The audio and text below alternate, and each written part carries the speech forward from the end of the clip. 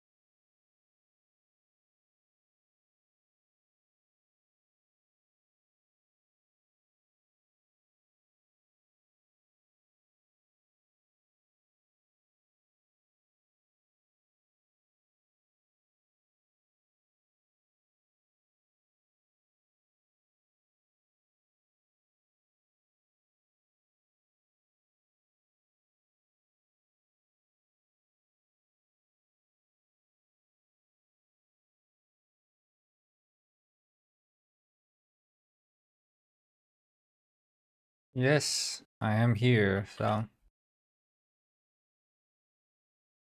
Wishibishi.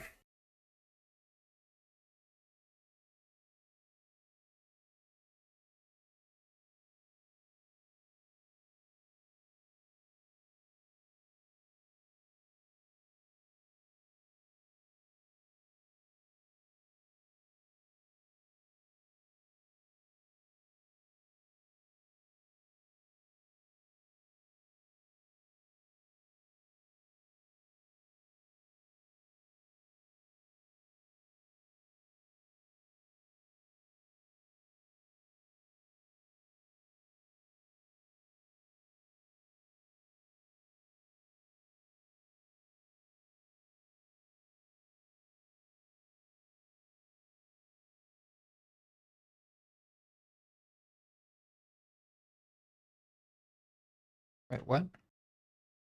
I'm doing well. I'm just working on AI. Trying to figure it out.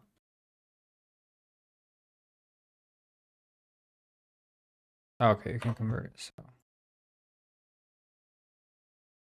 So I'm using, because this is going to be a new, basically like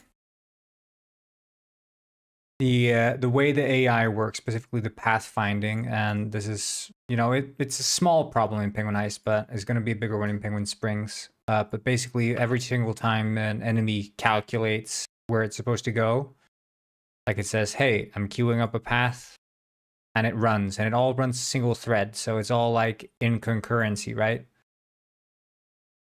So it's all these enemies calculating their paths all in a line, right? This is like time moves forward. But basically now I'm going to make it multi-threaded, so you can have multiple enemies calculating paths at the same time with as many threads as you need. It's going to be much nicer.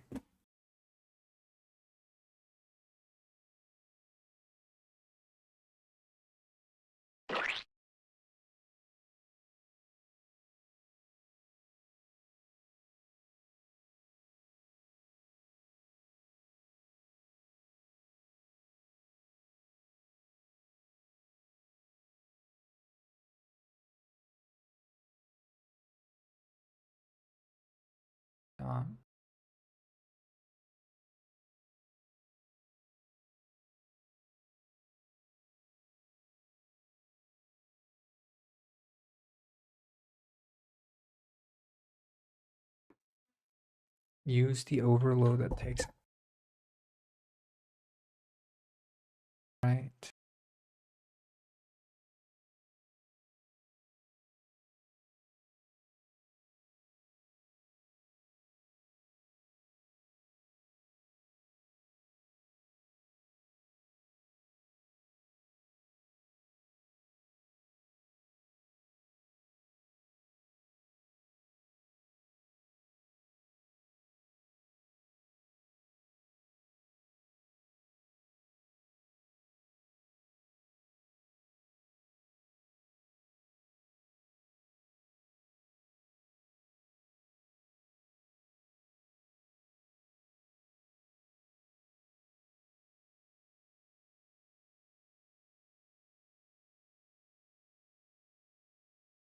Today's objective. It's not much an objective as much as it's an attempt at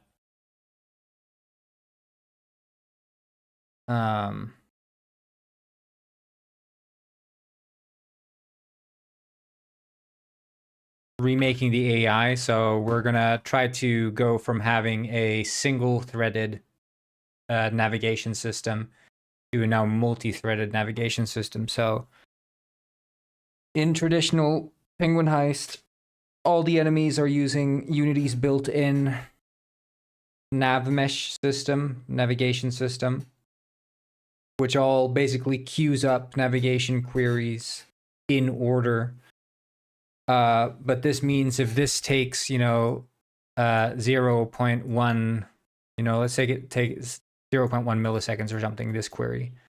Well, then it's that times 1, 2, 3, 4, 5. So, this is times 5. But because we run it concurrently, we can just do it 0.1 milliseconds, And this is needed if we're going to have a lot of like roaming NPCs in Penguin Springs. We're going to need this.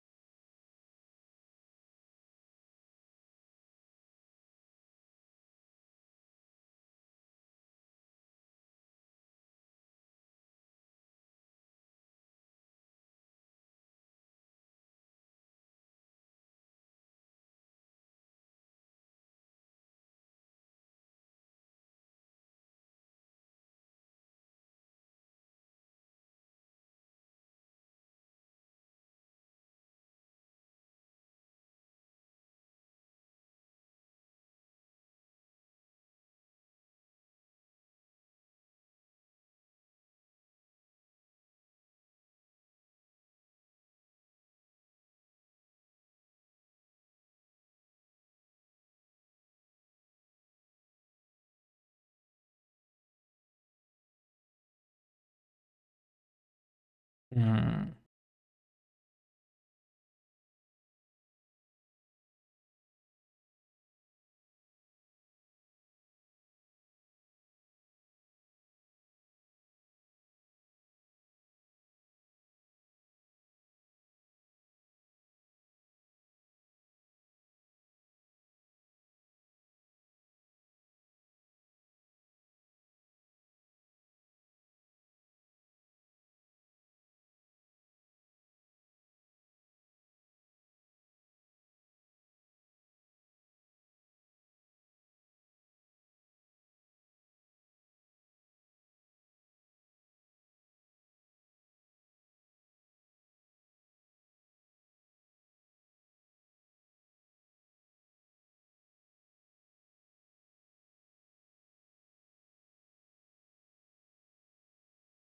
I'm just gonna check something.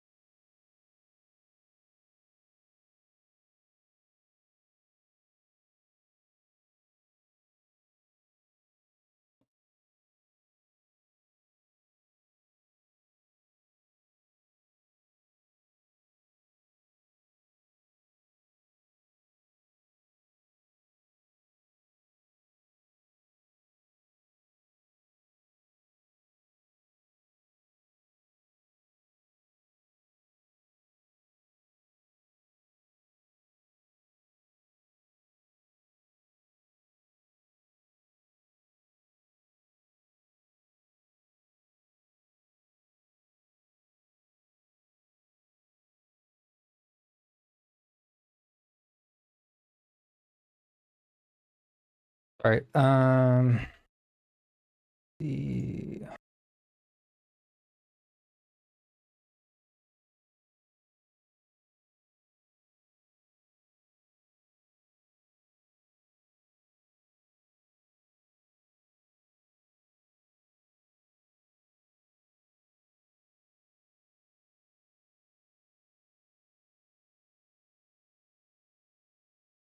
This is Fernando Miguel. He is really good at dancing. Rainbow Oh, thank you Penguin so much for the 84 follow. has learned to dance.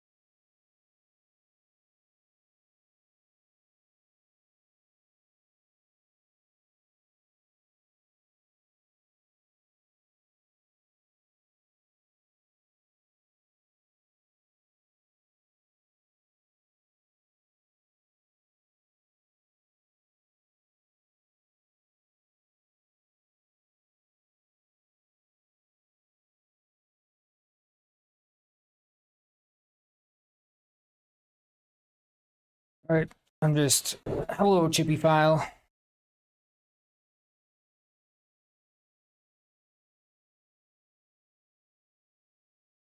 A seeker will only process one pathfinding request at a time. If you request a new path before the previous one has been completed, the previous path request will be cancelled. If you want to calculate multiple path submissions, you should skip the seeker and use A star class directly. If you want even more control of each path, then you use the A star path component directly. The main function you then uses A star path dot star path. Okay. Time.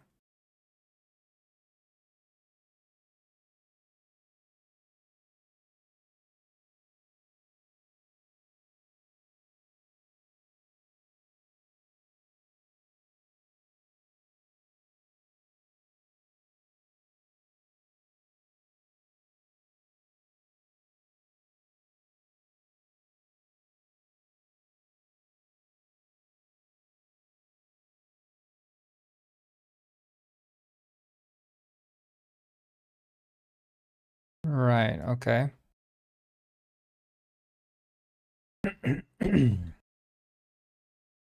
So we have the enemy. Is there a way to see like all complete?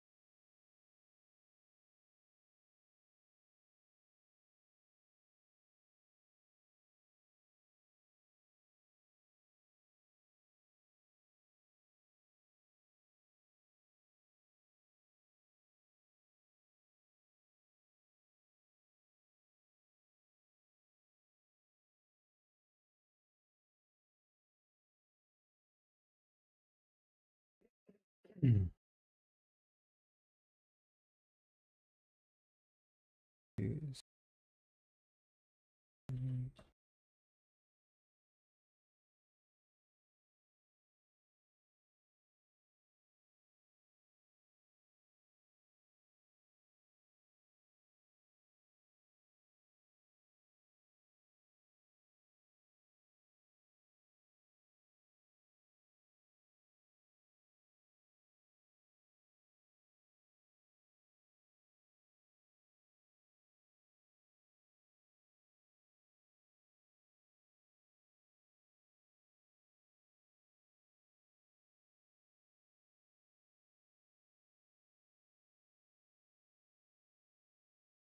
Well, we could do this because update AI would only we could do private bool is running AI update.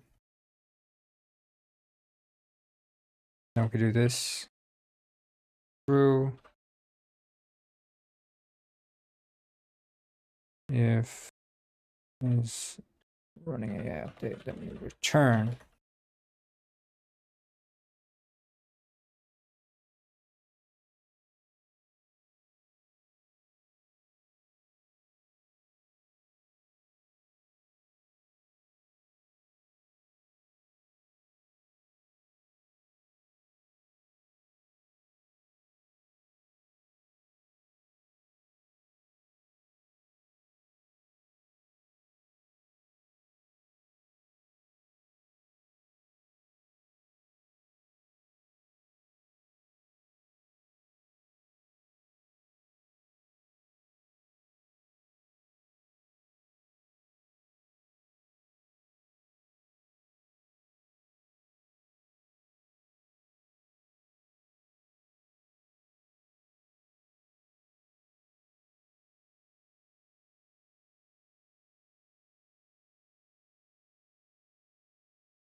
We could do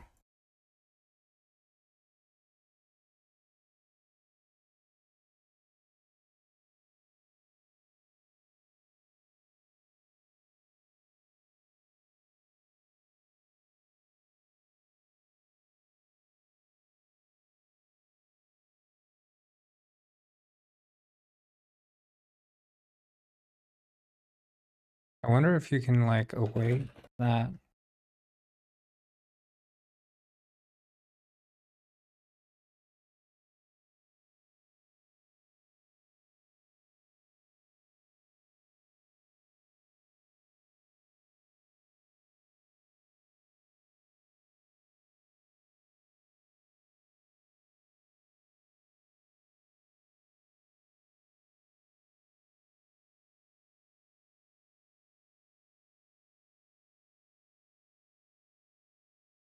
You see the new clip in fan art? I have not seen the new clip, I don't think.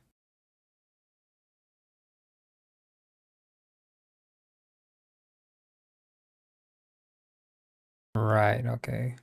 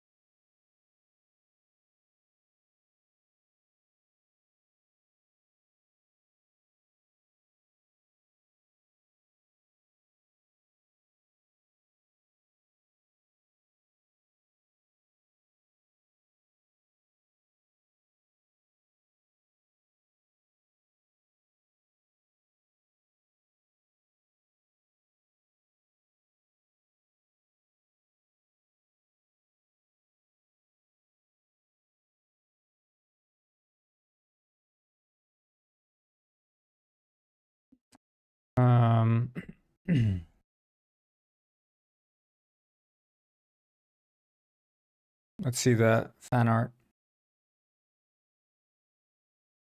Not the same video again, I just reused some frames. Finding pigeon building car crash. Oh no. God. Okay, well, 1 second.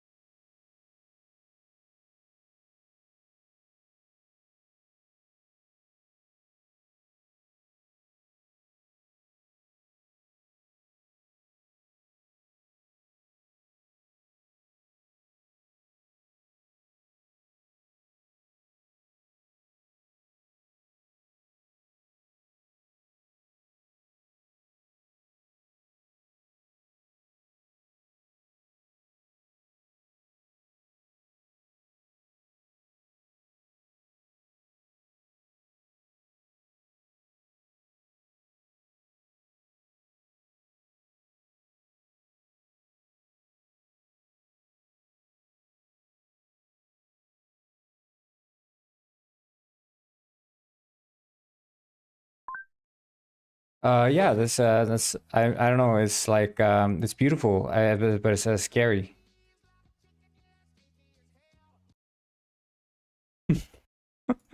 I don't even know if I'm allowed to show it.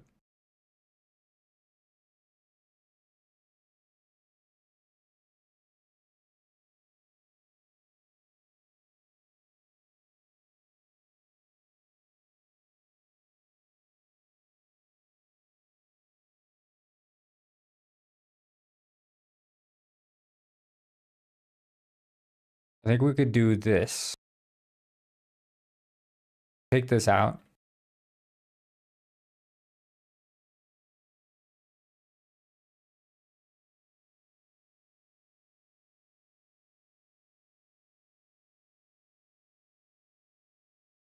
If AI update routine.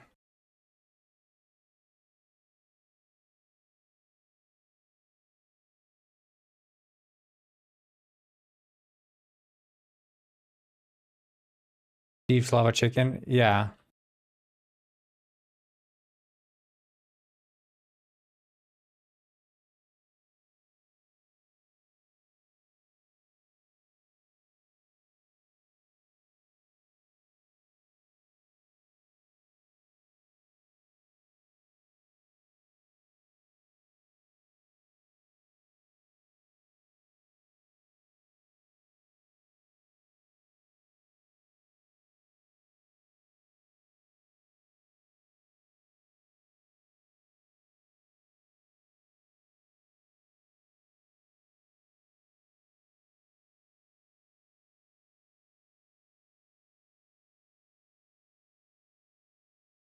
But it's beautiful. It's beautiful.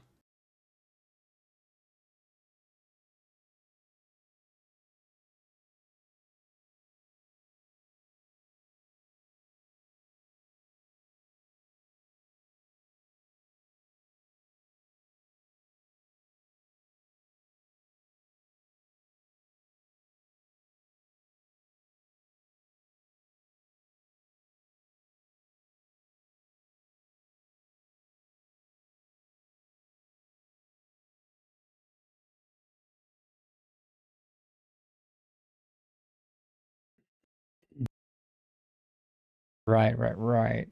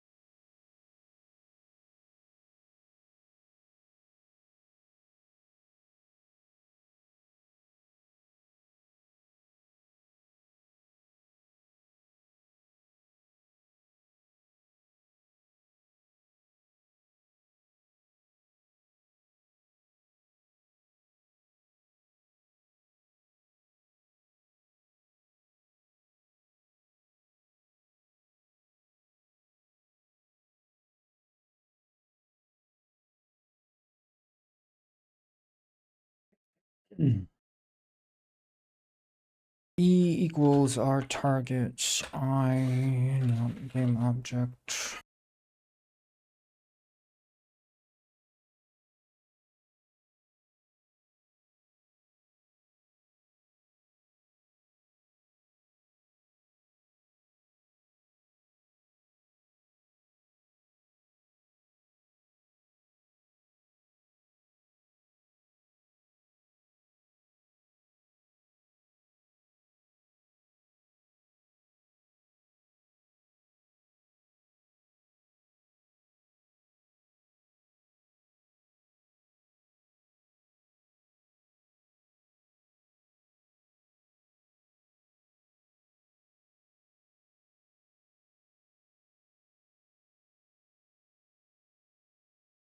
And then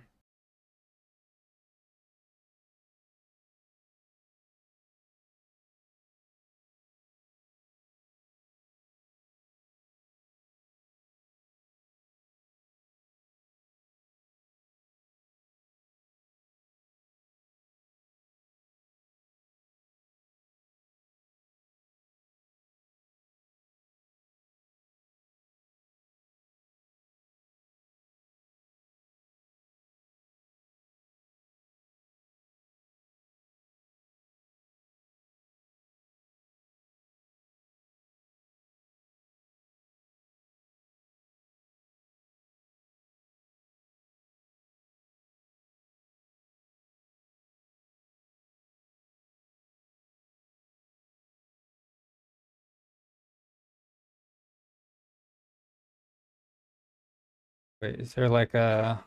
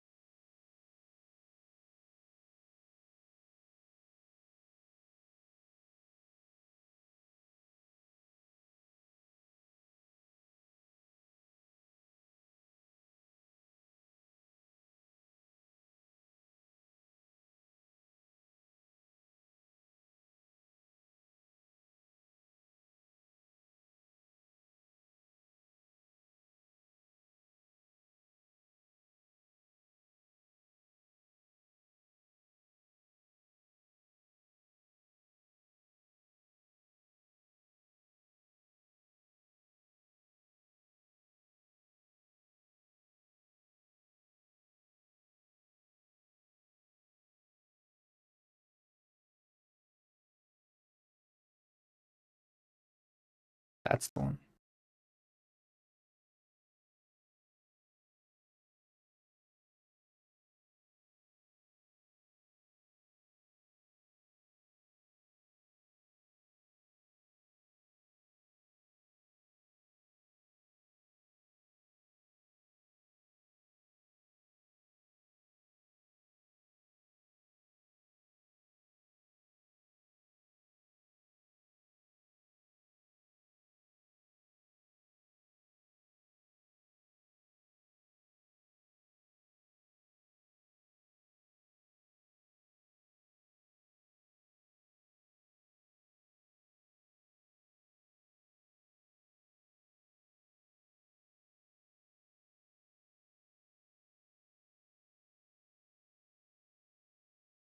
Try this.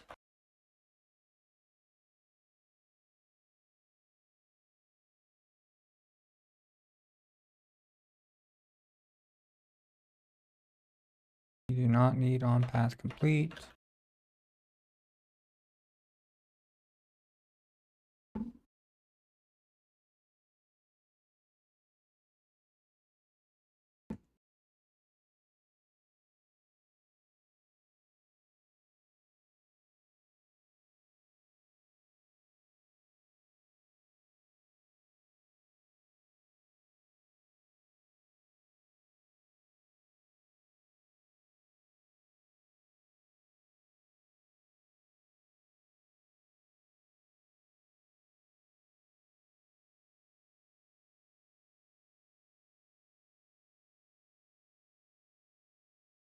Right, while path and seeker.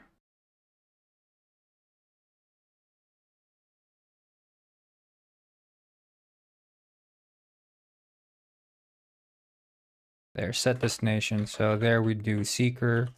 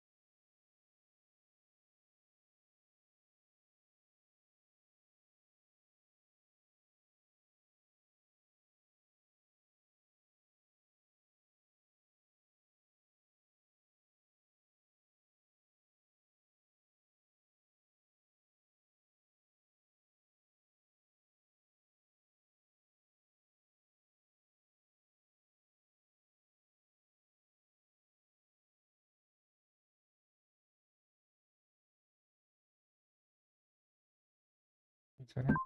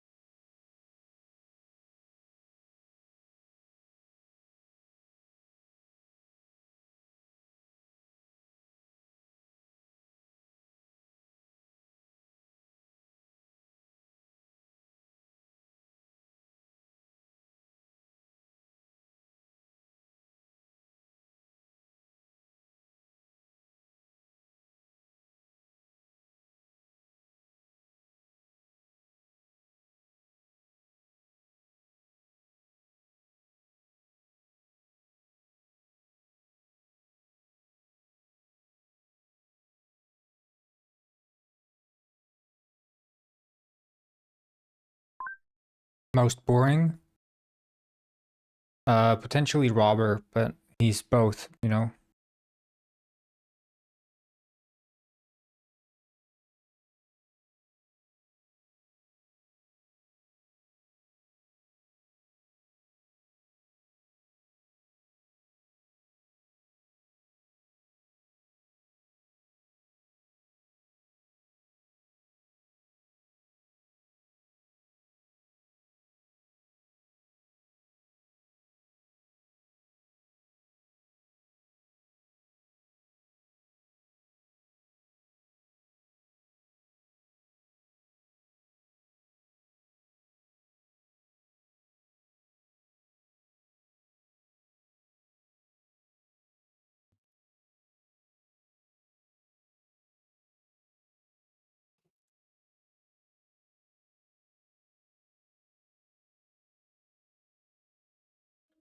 1 second.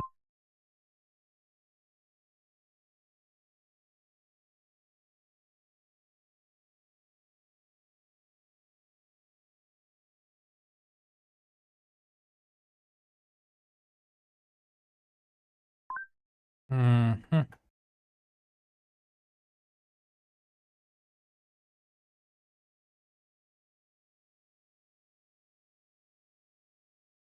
Oh, so it's saying that I don't have the entities. I wonder, can you... You already got a rolling view.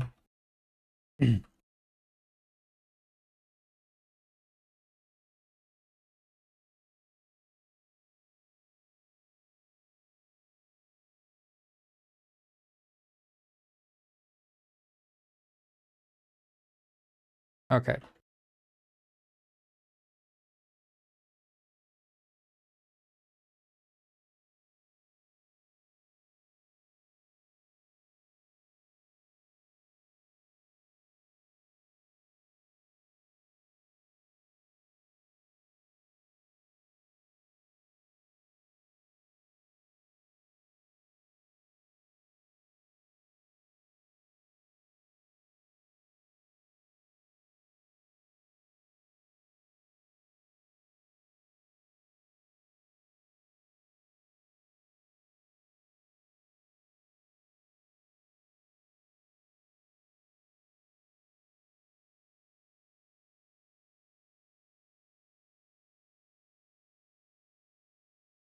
This is messy, but I think it's going to be worth it in the end.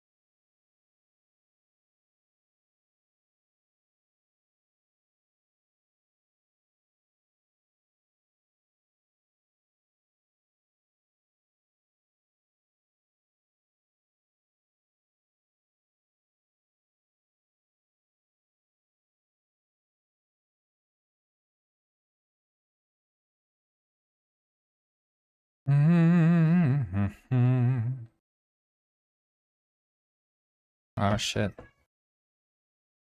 1 second. Cat is meowing at me.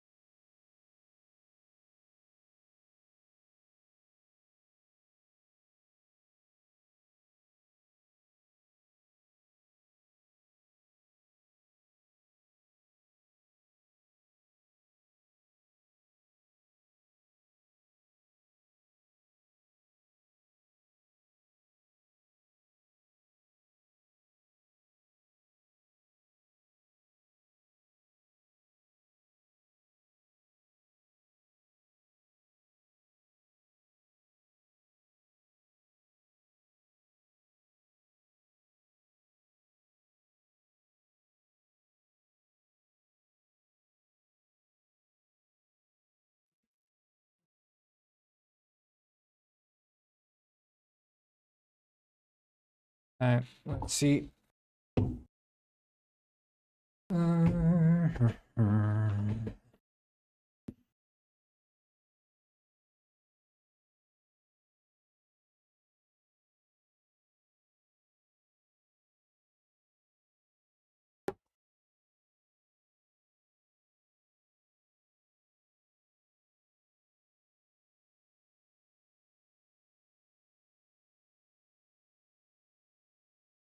Wait, is it the keyboard is dead again?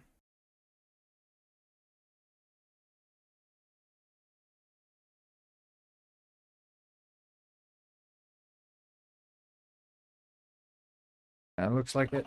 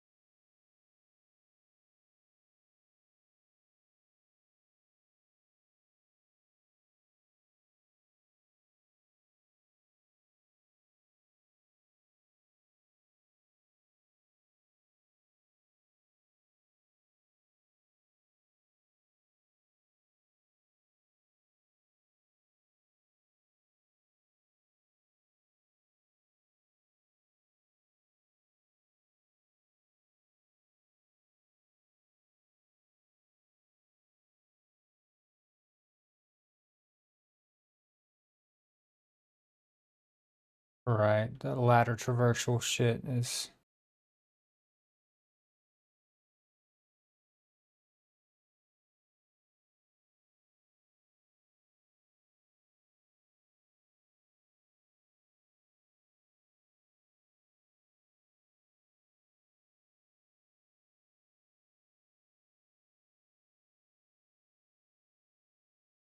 Um,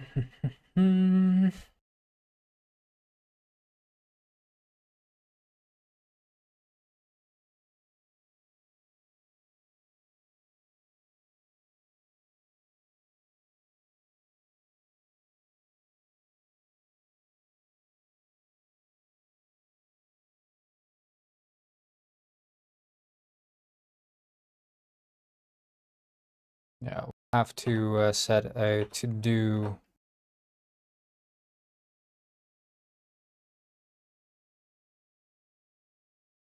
What is up, Corn Penguin Nation? It's all good. We're just doing some shit here with the AI navigation.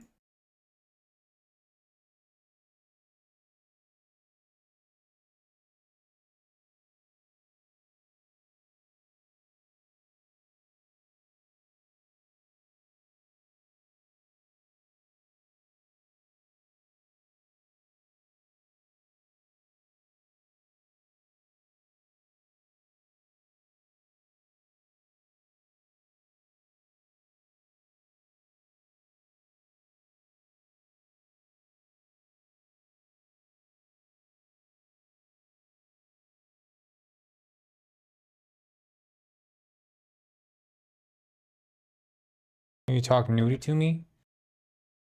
Oh,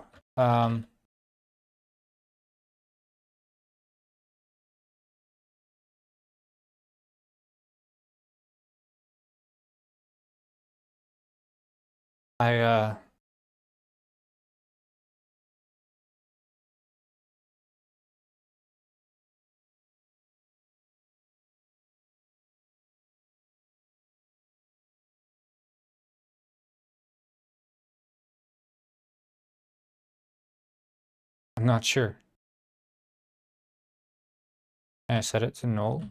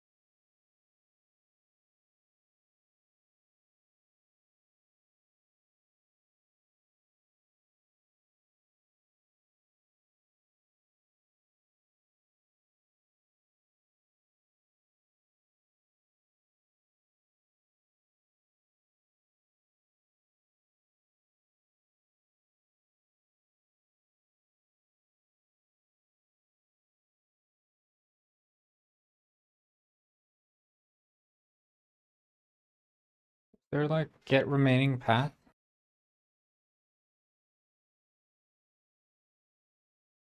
Buffer, parts buffer.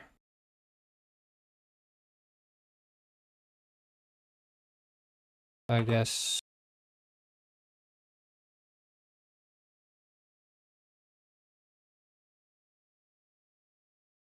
Paths.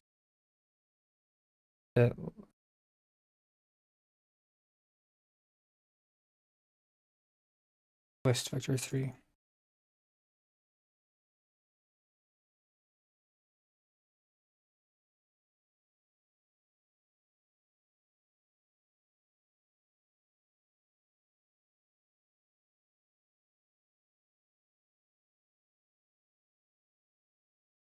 Oh shit, yeah, I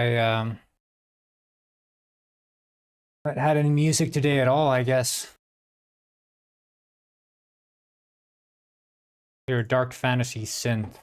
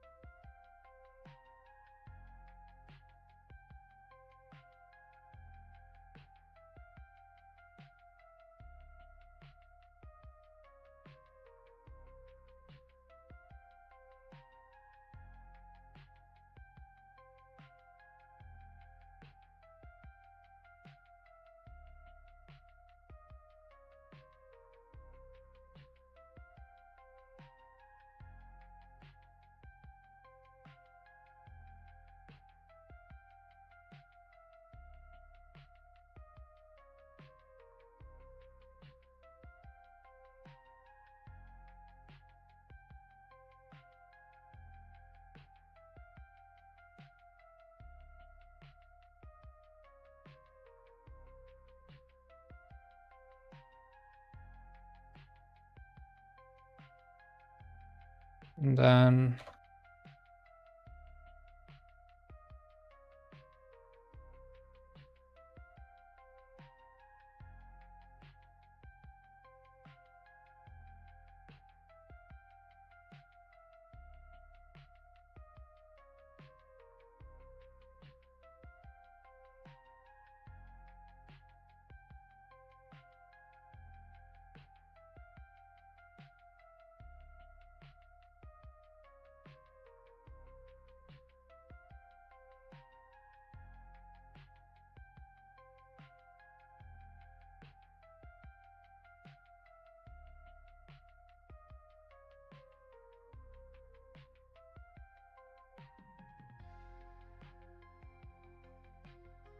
oh, there's a penguin there.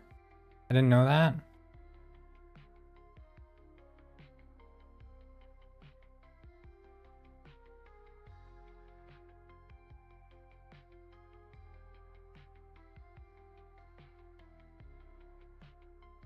Roll penguin game. That makes a lot of sense.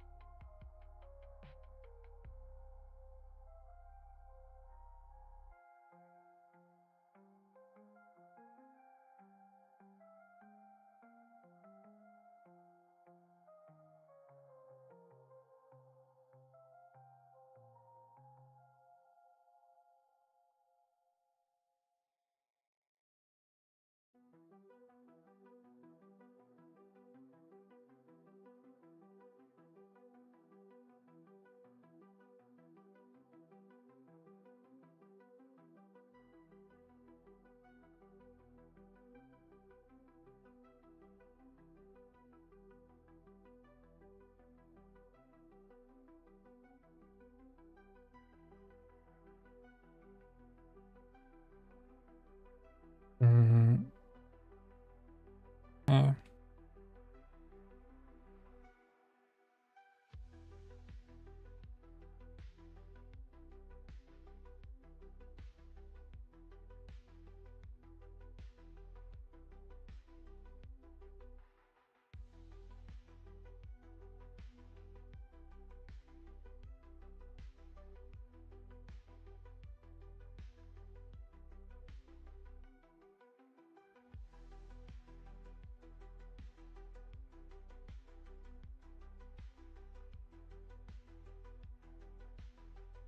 See if this does anything. I don't know. Maybe it works, maybe it doesn't.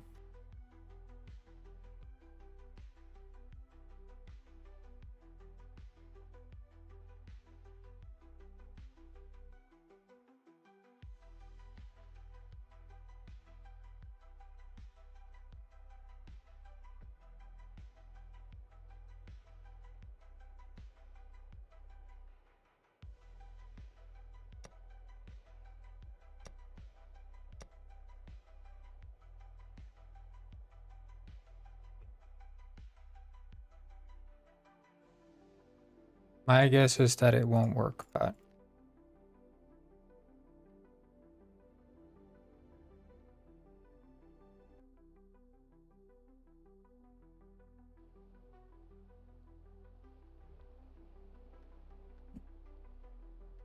yeah.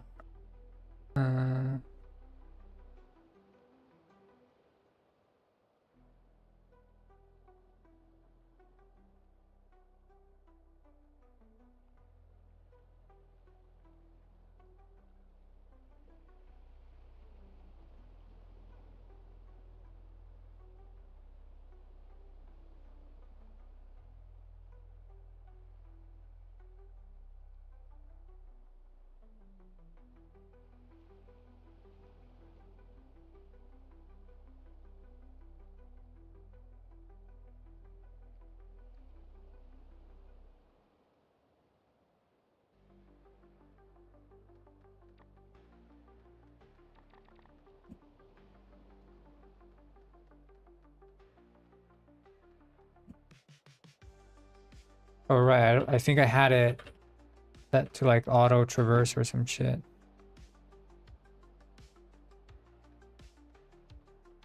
Oh, shit.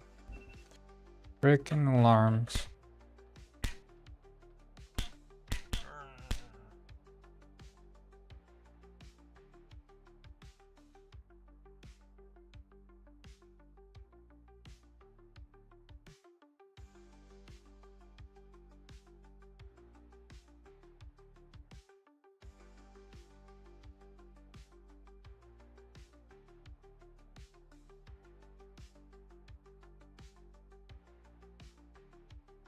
Maybe check, I think there.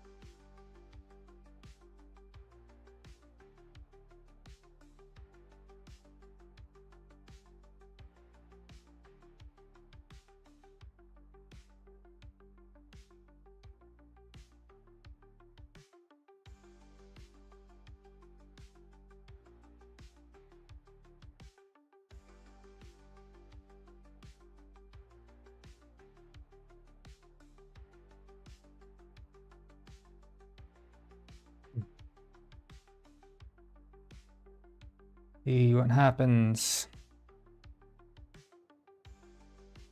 Like, I don't even know sort of what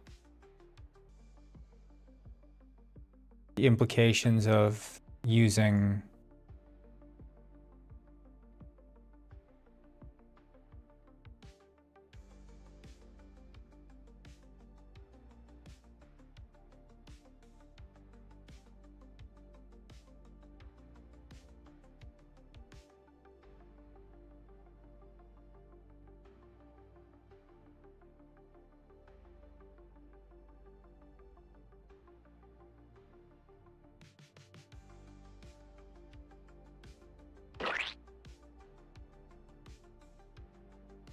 Right, best practices, disable.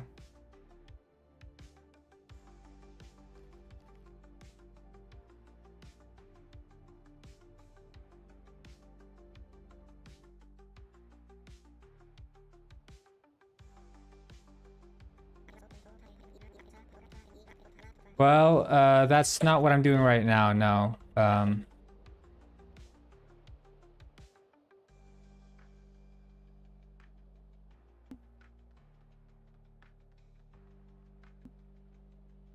Trying to figure out how to work the follower entities.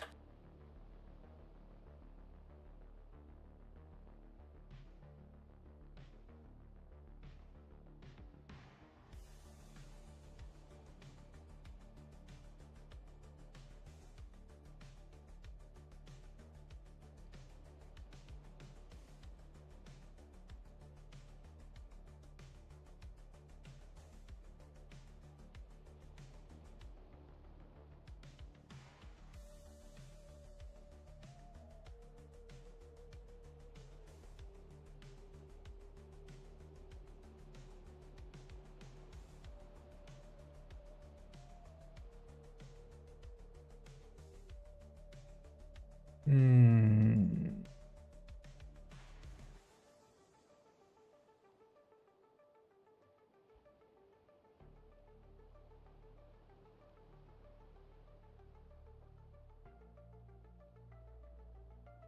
Right, we sample position. That's the issue. Okay, well, we don't want to do that. We want to do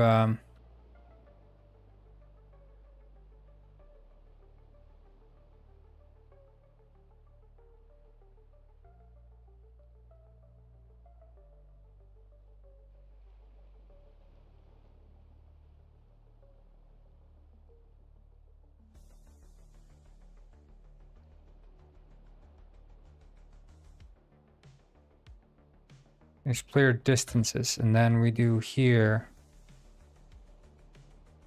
get nearest.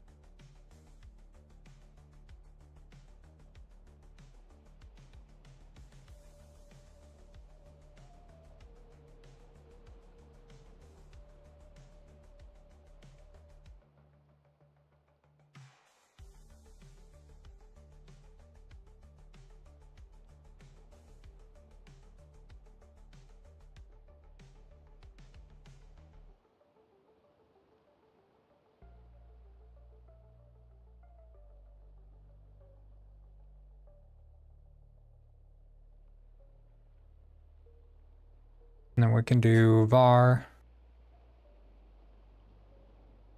Get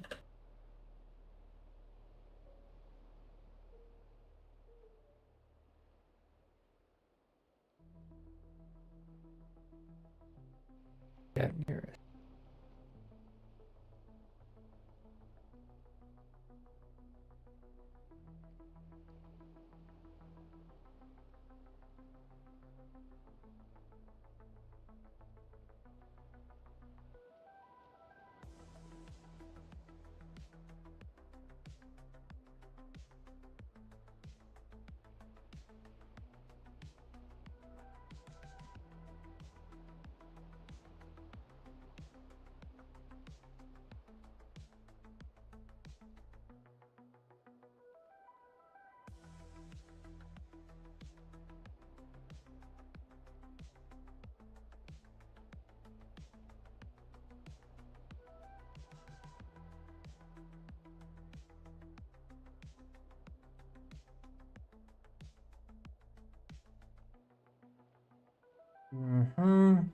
Okay, wait, I'm gonna be right back. So just hang in there. And we're gonna try to keep working on this AI bullshit. It's a bit of a mess, but I think it's gonna be worth it in the end. But I'm gonna be right back.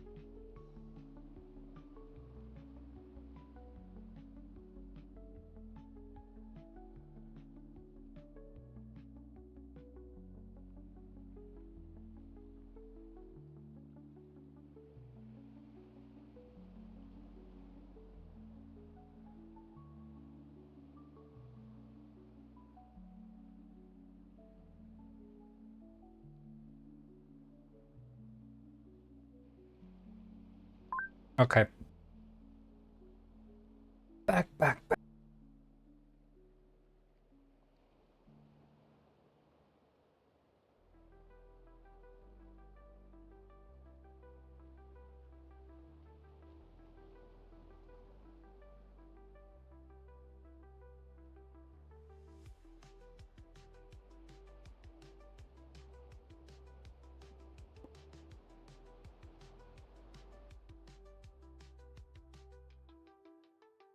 2.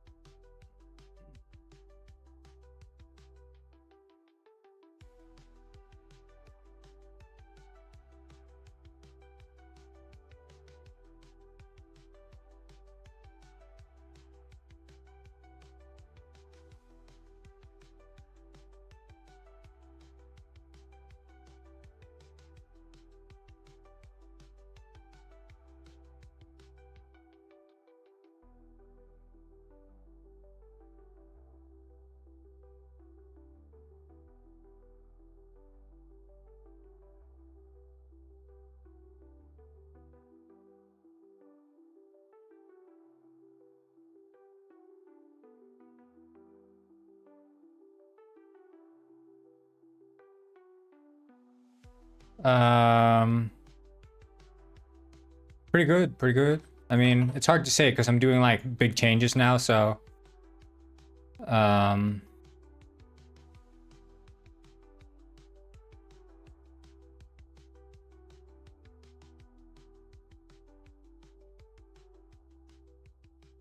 so like, you know, when I was redoing the multiplayer, I didn't expect the fallout after that. I mean, I anticipated some fallout, but the way there was so smooth that it's like, yeah.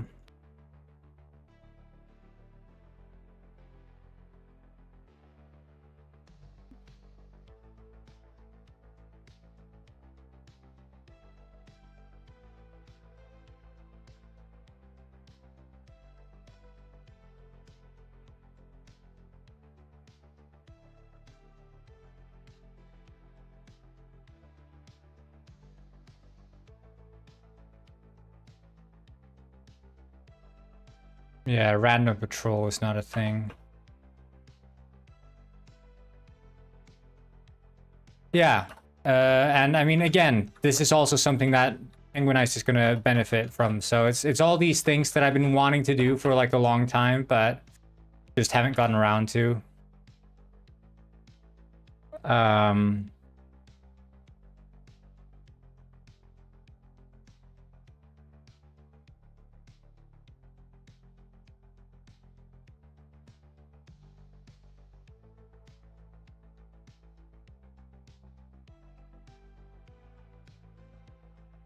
Because these changes I'm going to make now will allow us to have more AI, better synchronization of the AI, and just more performant AI.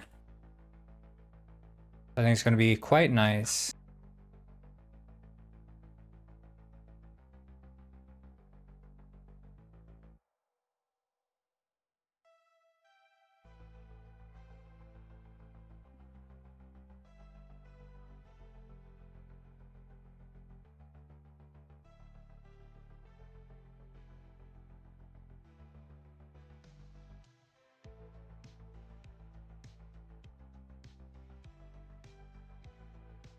Recompile.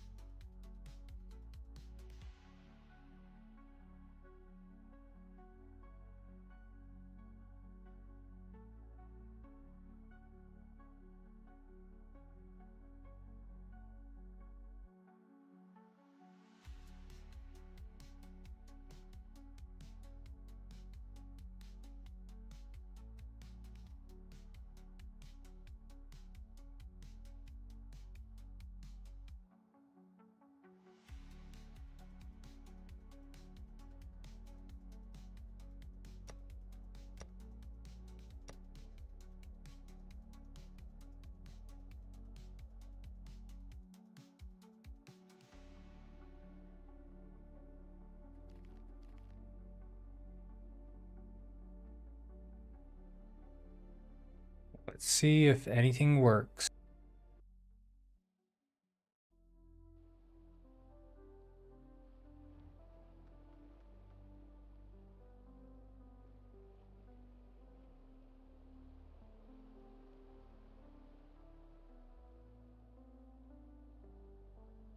Ah, there's no A-star path.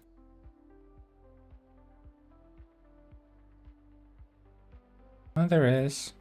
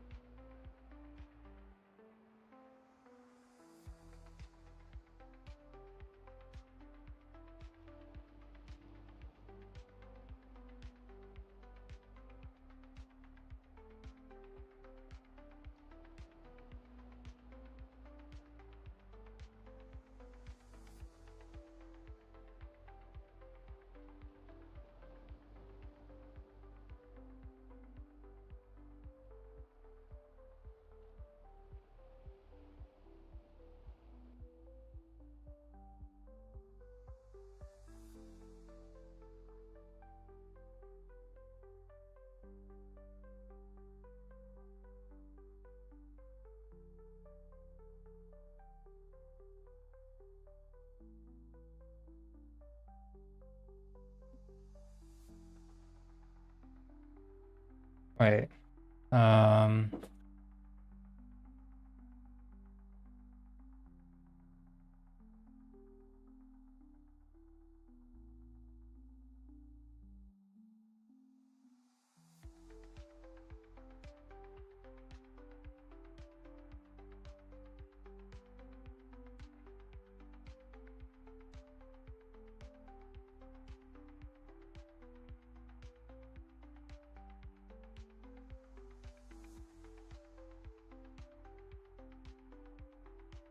Okay.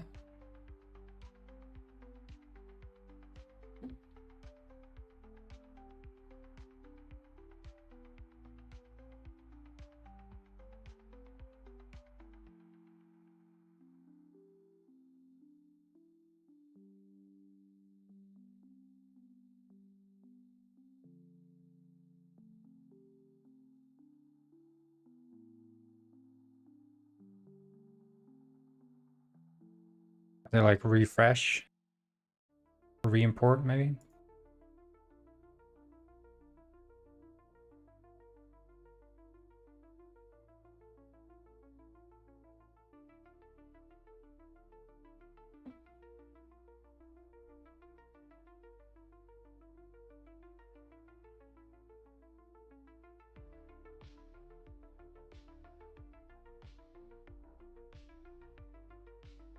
Penguin.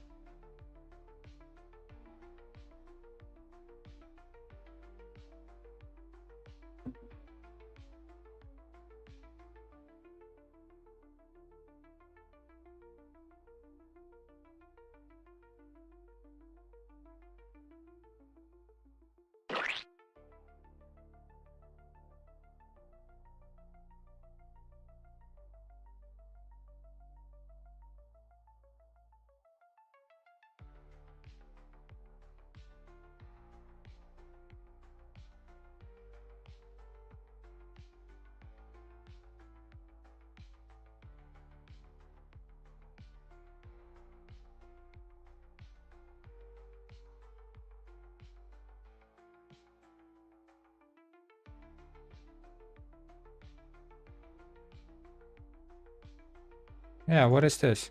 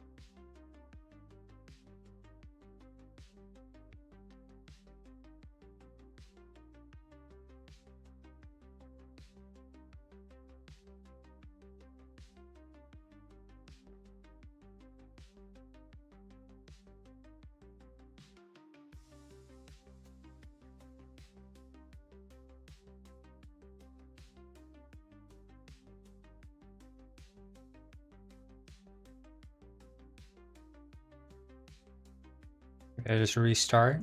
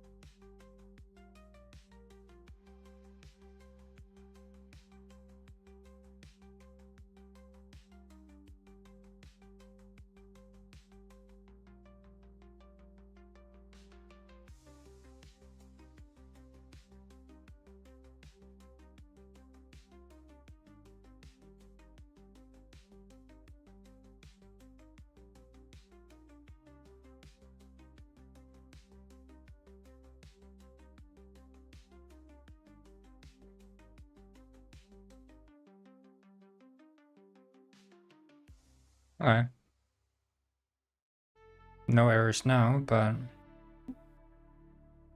we will see what happens when we...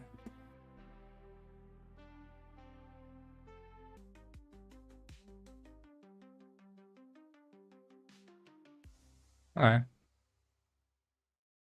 No errors now, but we will see what happens when we...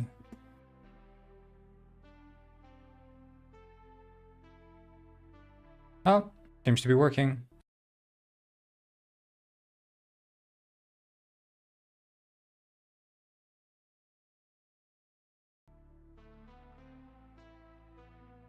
Freezing because of the scan.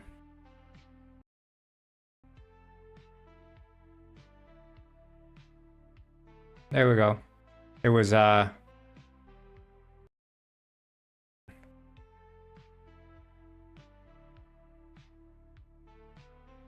okay, looking good.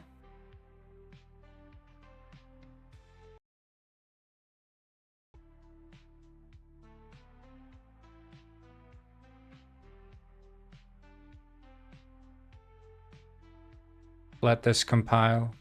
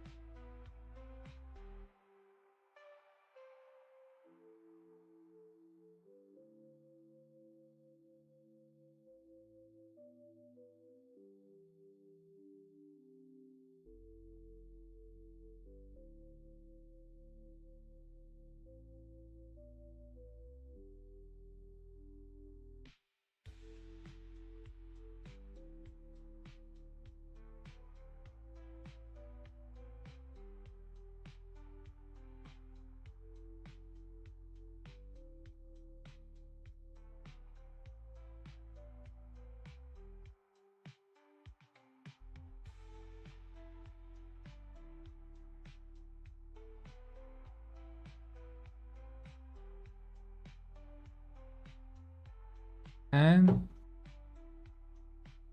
now we go to starting scene and we'll see what happens.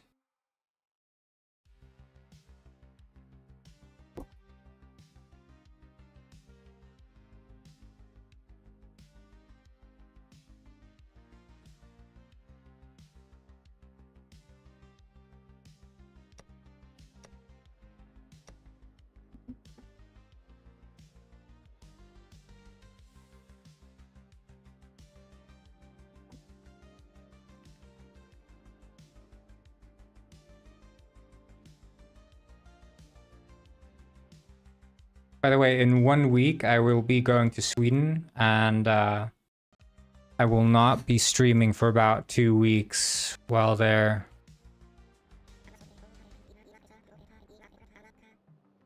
Just so you all know.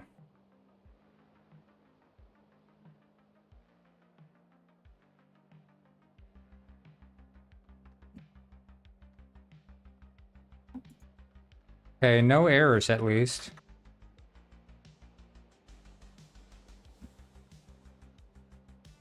Is good, but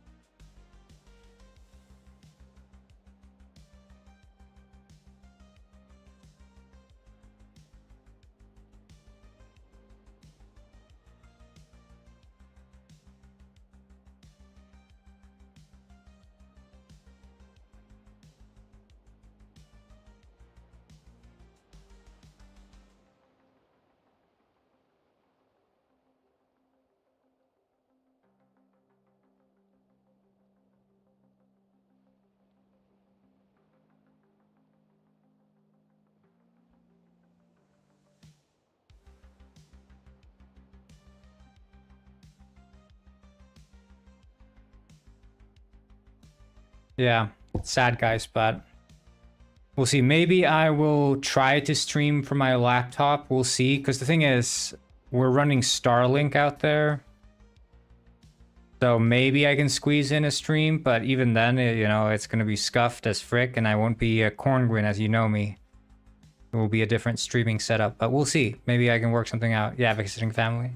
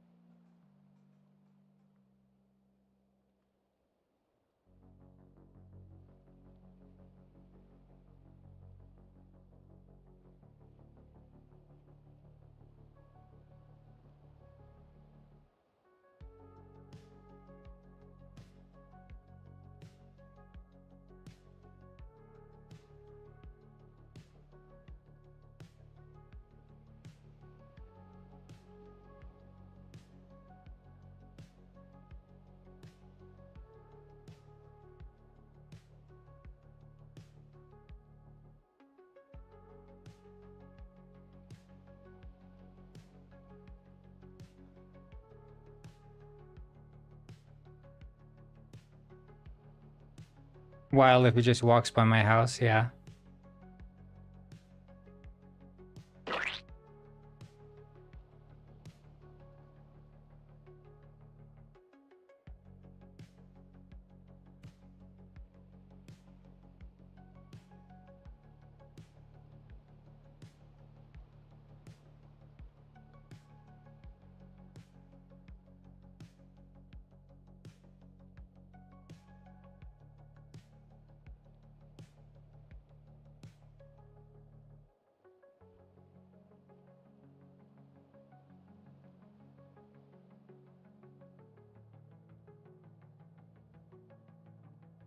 Hello, Sai. Um,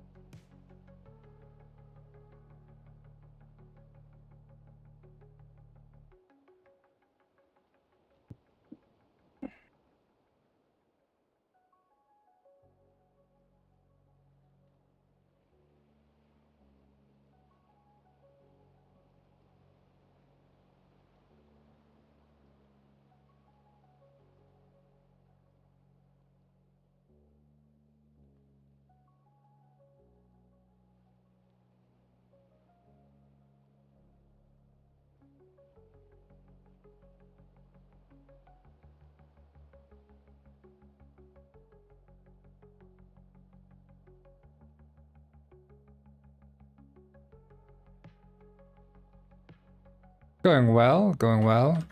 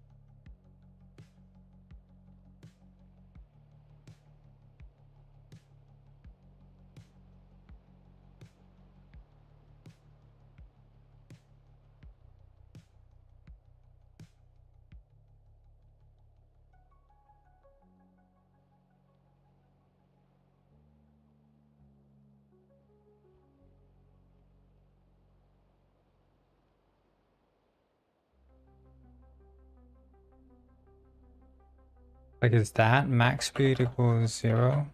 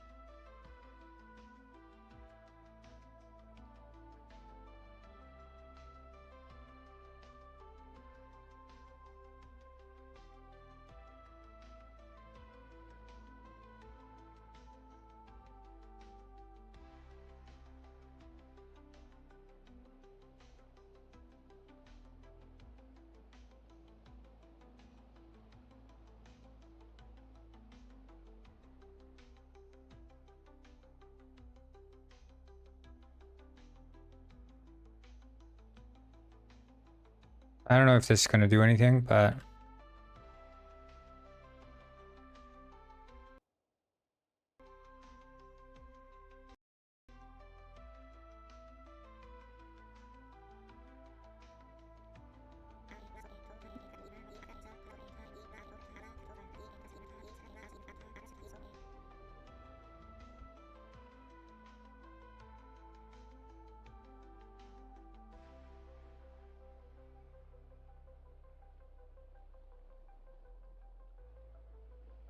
like it's trying to move.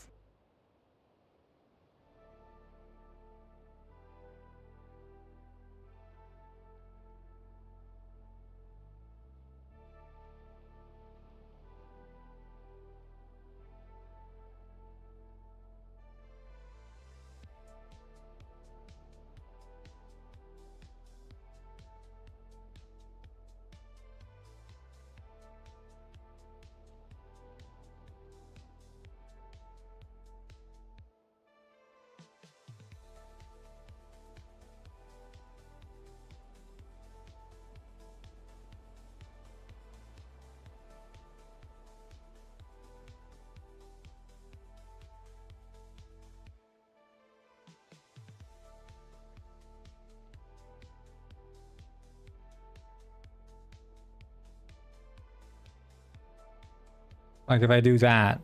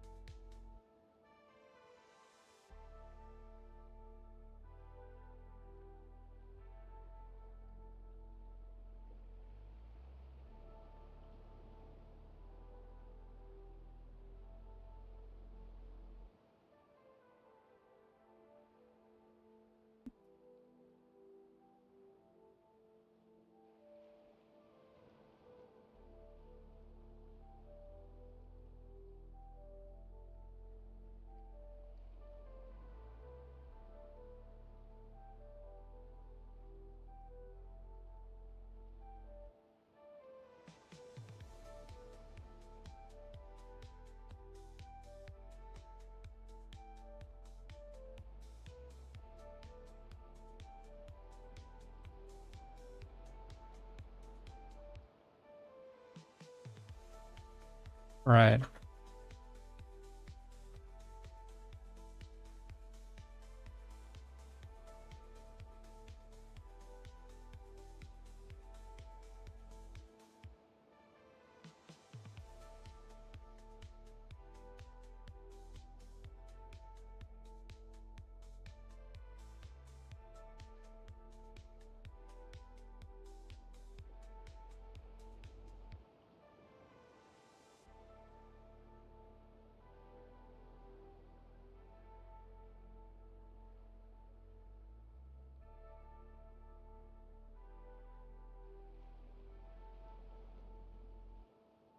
This method will immediately try to repair the path if an agent already has a path. This will also immediately update powers that reach designated region of path and remaining distance.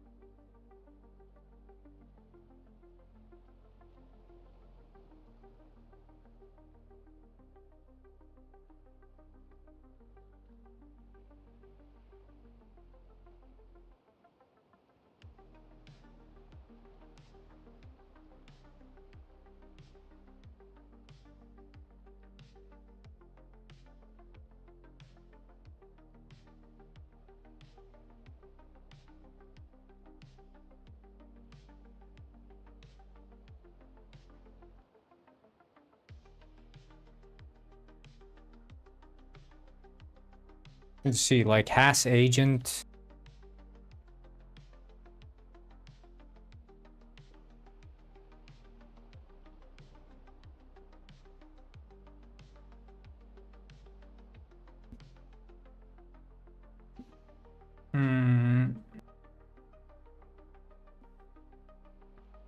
Has path is true.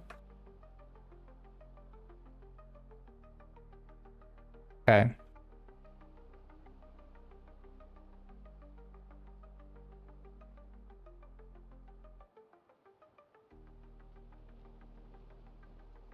Right.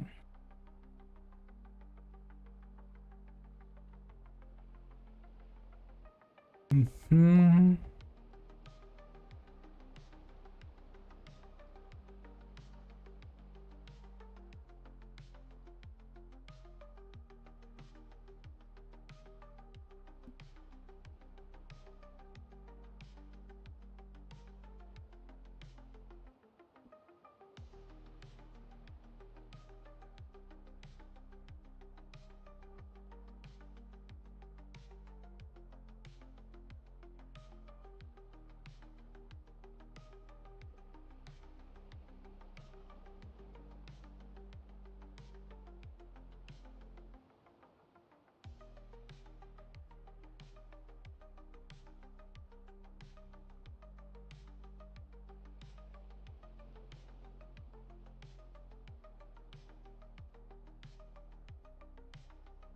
Like follow entity dot move or something. Okay.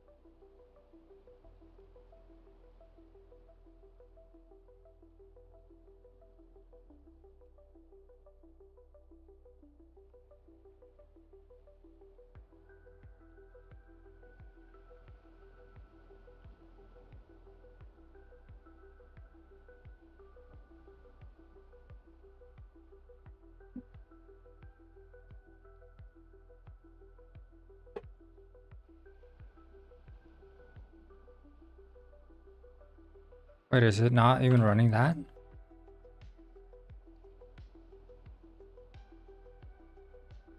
Oh no, never mind.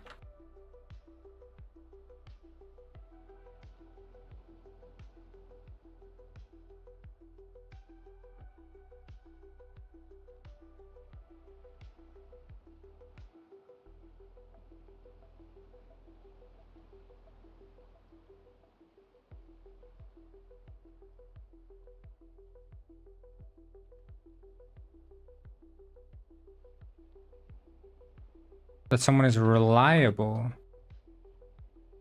I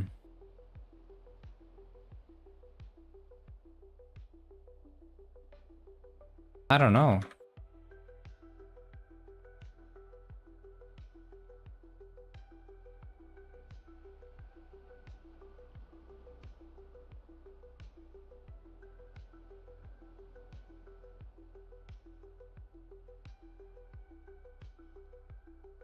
How would you do that?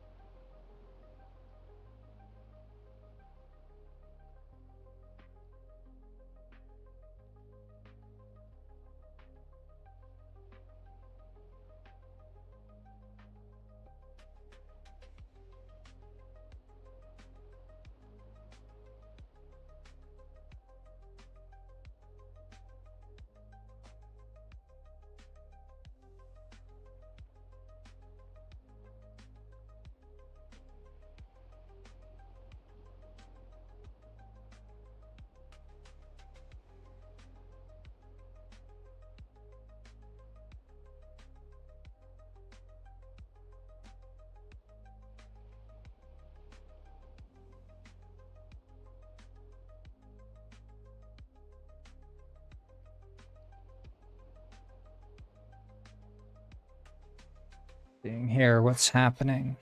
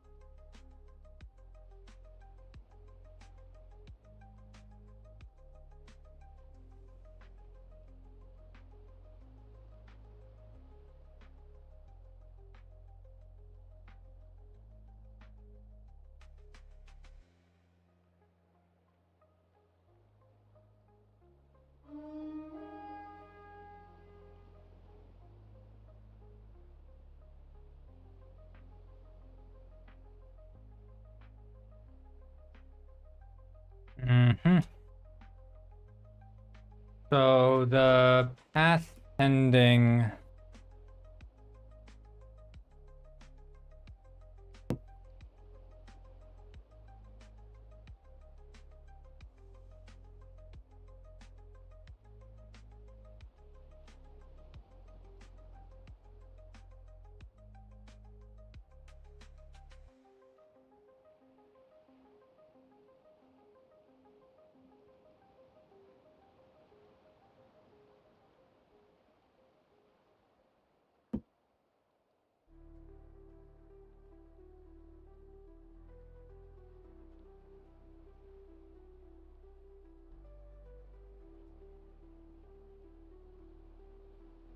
Yeah, it's not path pending.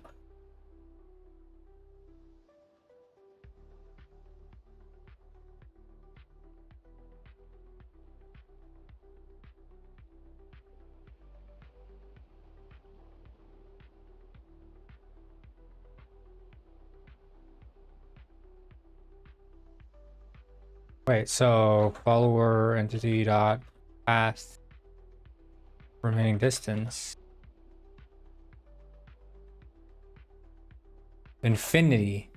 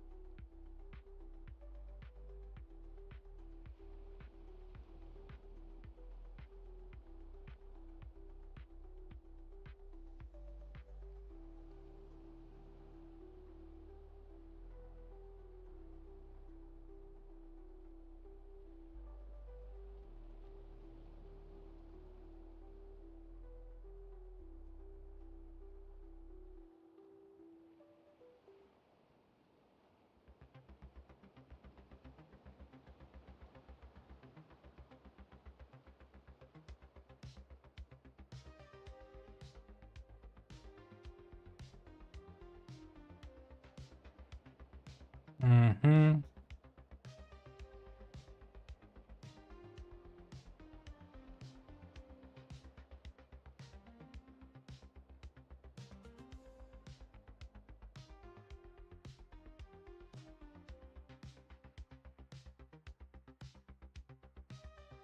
Shit. It crashed. Makes sense.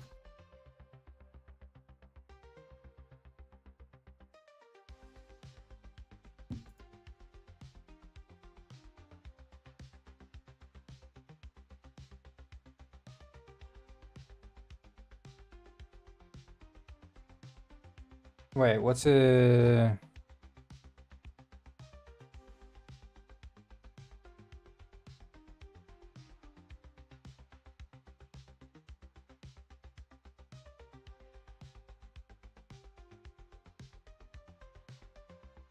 Mm-hmm.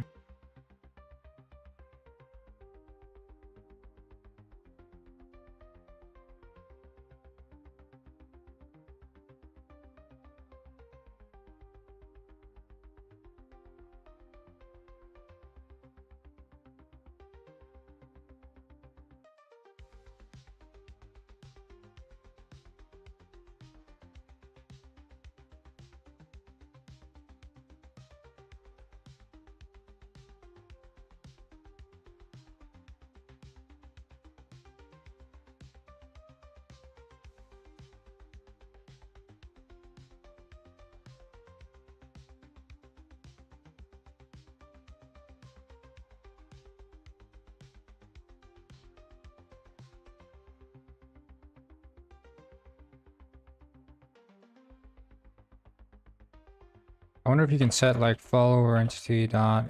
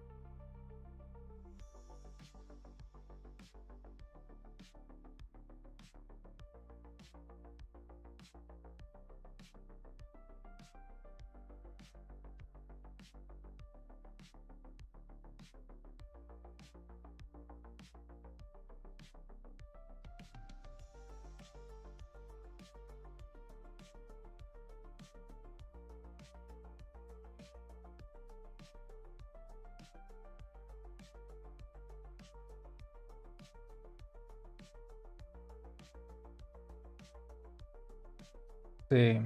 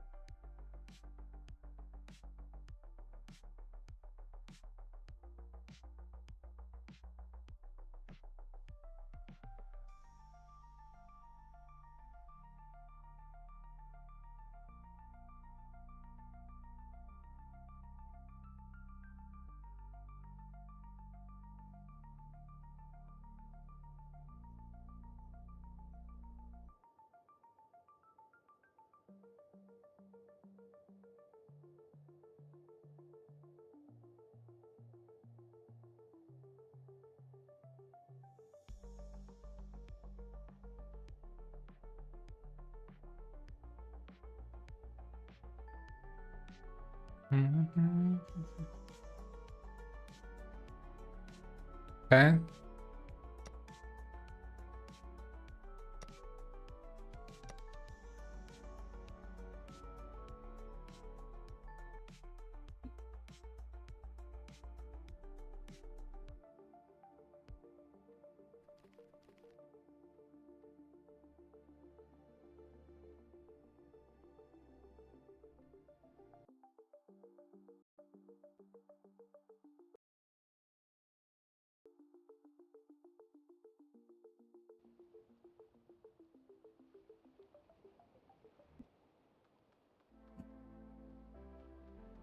Oh shit, are they actually walking?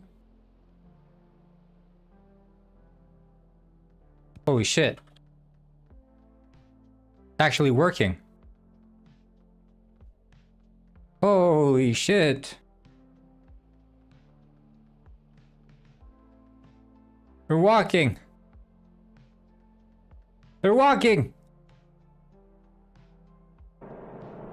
I did it. I did it. Hell yes. They're walking. They're walking. The walking penguin. Oh. Wait. Where are they going?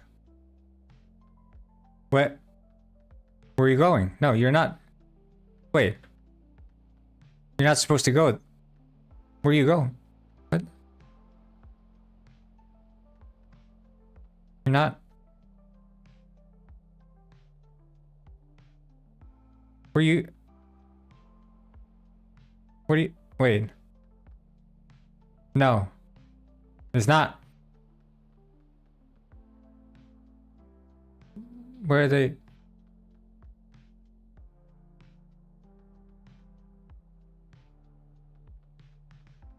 Wait, but he's what? But why are they?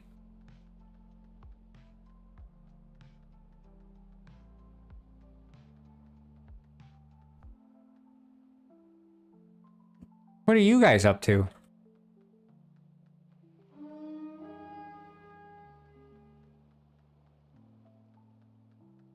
Oh. Wait, I think I know. I don't think they're not allowed to walk on the roads here. Oh, and also this road is like way too high.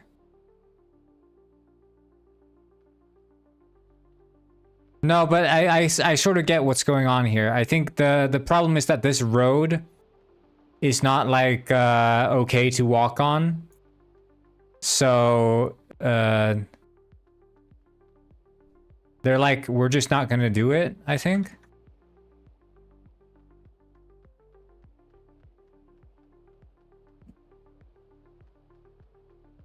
Like if I go over here. Yeah, some penguins. Okay, yeah. Oh shit. Yeah, the cars keep going even when you get out. Okay, yeah, celebration was worth it because it's basically working.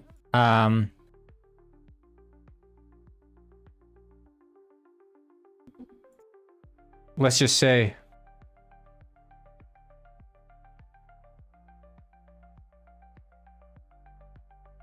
this fan art is from the future.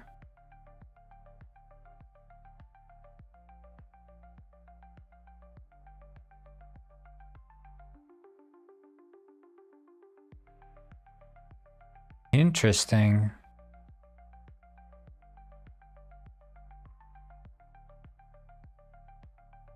Is that me on my way to Sweden?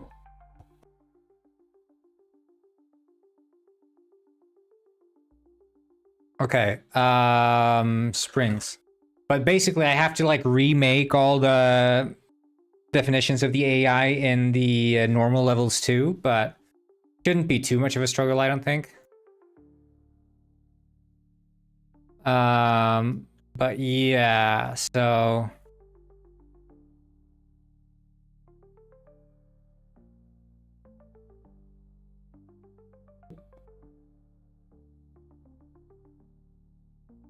I don't know why the road sort of peaks up like that. Like, I think it is baked with the terrain. Oh, maybe it isn't. Let's see here.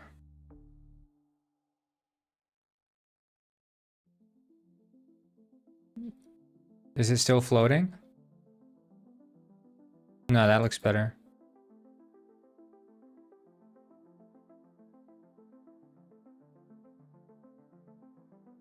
But then we do nav and remove this. And then we scan again. It's gonna freeze. Maybe. Okay. So this is calculated now. And I think this should work fine.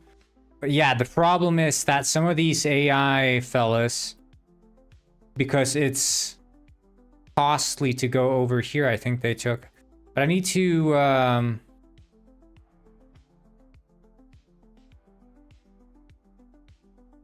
set the details here.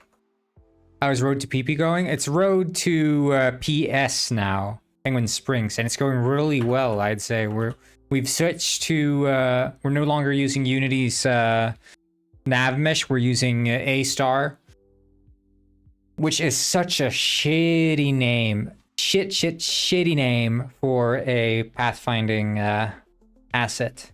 Like the worst name you could have, because it's, you Google A-Star documentation, or A-Star, like help with A-Star this or that.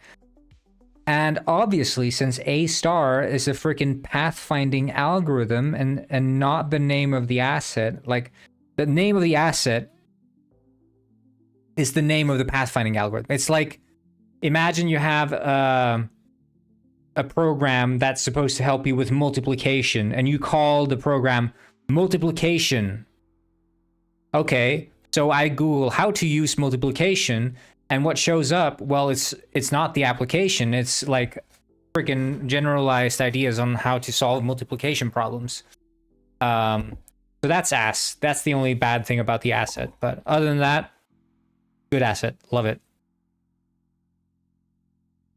Height equals 1.6f.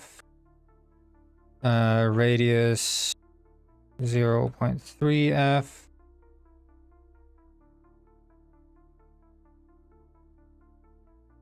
And that, then it's something like not tag, but like penalty or something.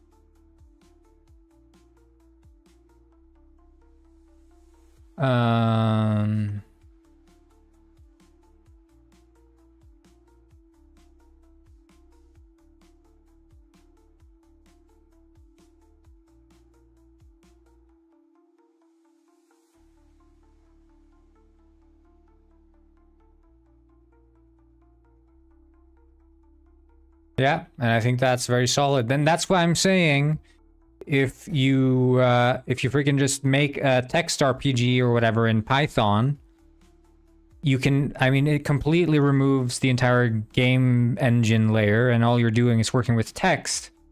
And then with that text RPG, you can introduce mechanics that work with fundamental programming and math. So you could make like a combat system, you know, using text.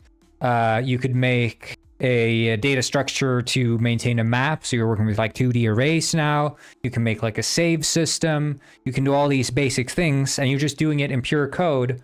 And because it's all a text RPG, it's very simple to manage, and it's like you're essentially playing in a debugger, right?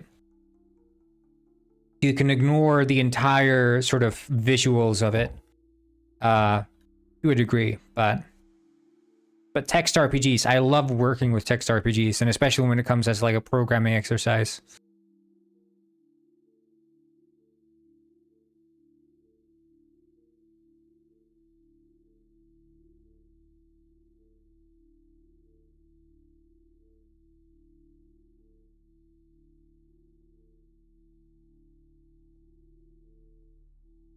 Well, you could do it in C# as well. Python is just a bit easier, but at the end of the day, like, it's programming fundamentals, right? Nothing in making a text RPG is with regards to like, if assuming you're working in like an object-oriented programming language, whether you're working in Python or C# doesn't really matter. But working with C#, well, then all you have to do is set up input reading, right? Like the idea with making a text RPG, and why I recommend it so much, is it implements the fundamental of a game engine, which is like the fundamental of a game is having a game loop, right? That's the fundamental thing of game development. So what's the game loop in a text RPG? Well, the game loop in a text RPG is essentially while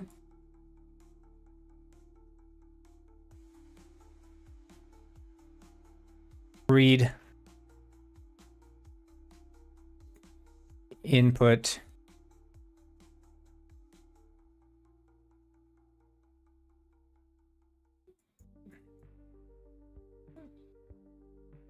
do or, and then basically like process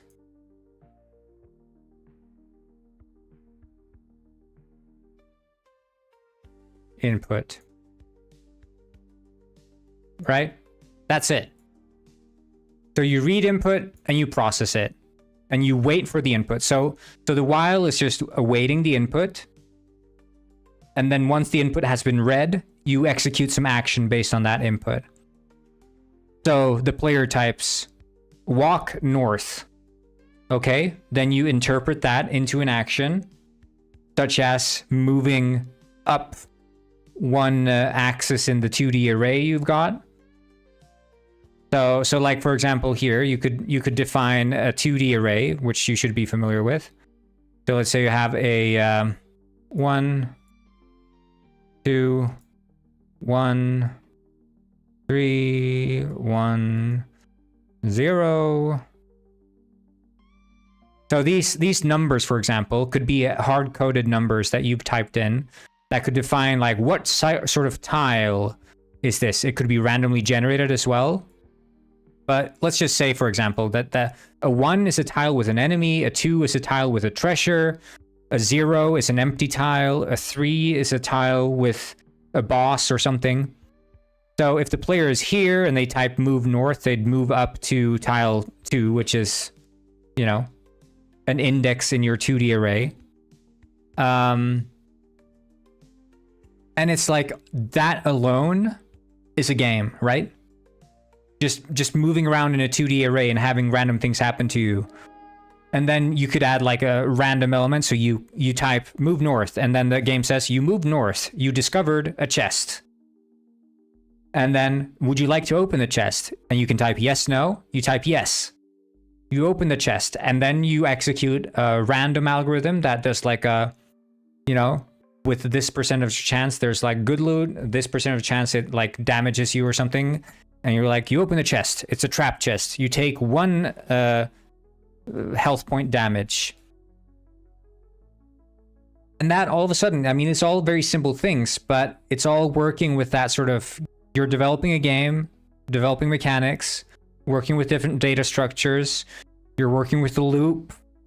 And I mean, it's game dev, right? It's game dev. It extracts the graphics into text. It's extremely fundamental. Yeah. I have a lot of fun making text RPGs because it's instant feedback too, because it's so simple to set up. You know, you could start your game by having it be like a guessing game. So you could start making a text game, for example. Well, I would say don't playtest anything. Just go wild. Start with something simple. Like you could make ignore the RPG aspect, okay? Just think about text game. So you could start making a game like guess the number, right? So you're having the back and forth with like maybe a genie who has a number he's thinking of, and he's like, no, that number is higher, the number is lower. Okay, you code that, you got that working. Okay, and then what's another fun mechanic you could do? Well, maybe now you could do like a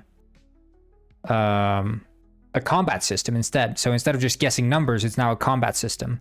Okay, and how could you do a combat system using like randomness? Well, maybe you could, I don't know, you could have it like run automatically even. So it's just a simulation you're looking at, and it says the enemy stabs, you block, you stab, the enemy takes 1 hit point of damage. So now you're just running a simulation, right? Okay, now you have a combat system. And now you take this combat system and slap it into this like 2D array world. Like, because the thing is, when you're looking at like good text RPGs, that's not what you should be making in the first place. You're making an exercise. You're not making a game that's going to sell. You're making an exercise for yourself, and you want to start with something that's kind of garbage.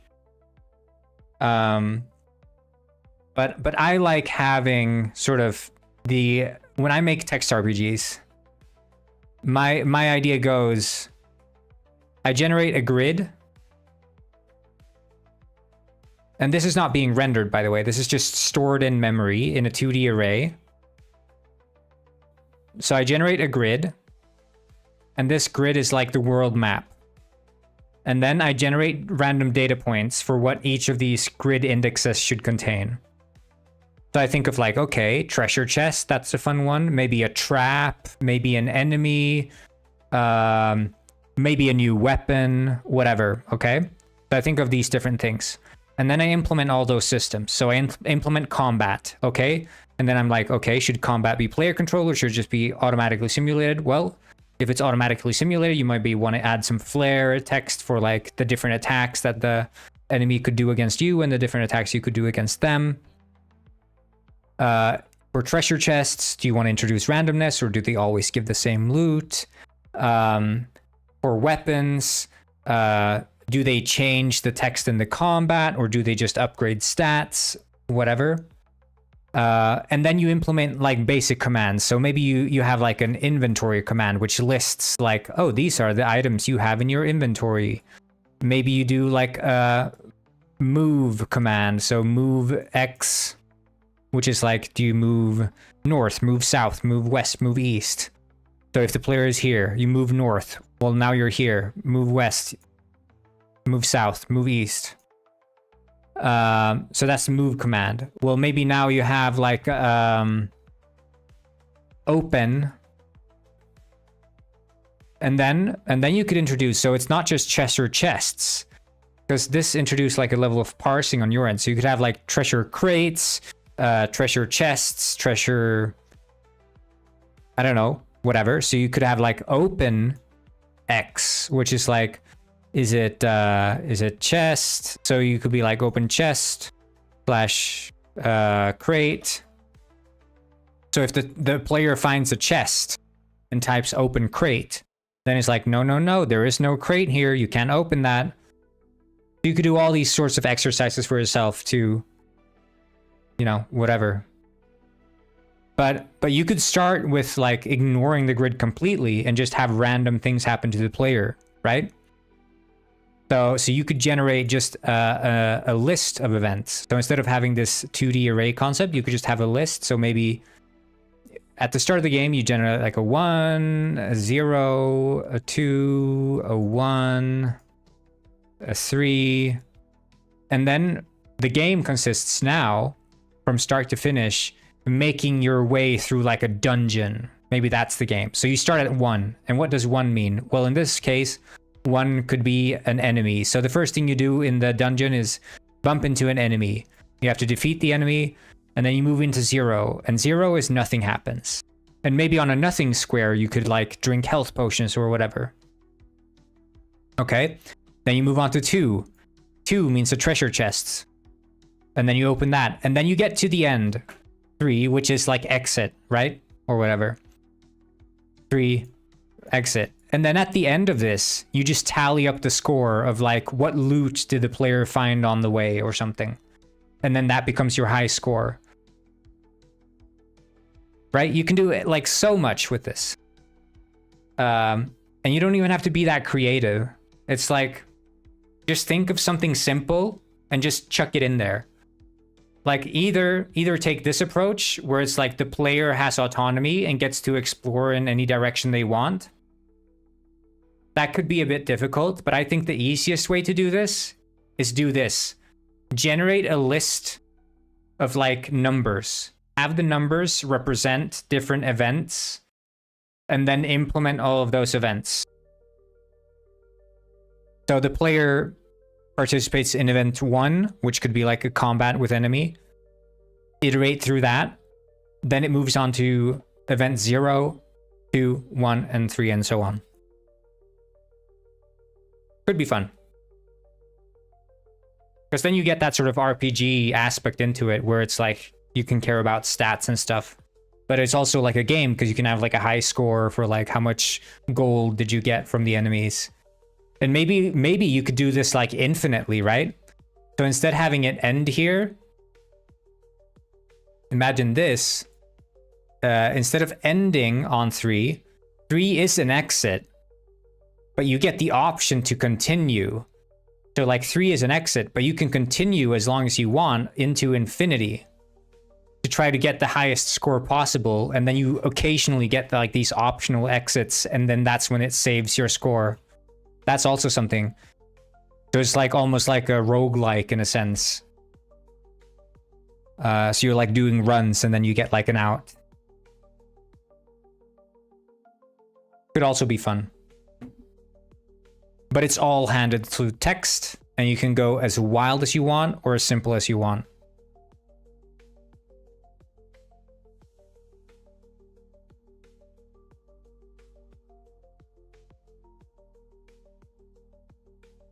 So that's my recommendation.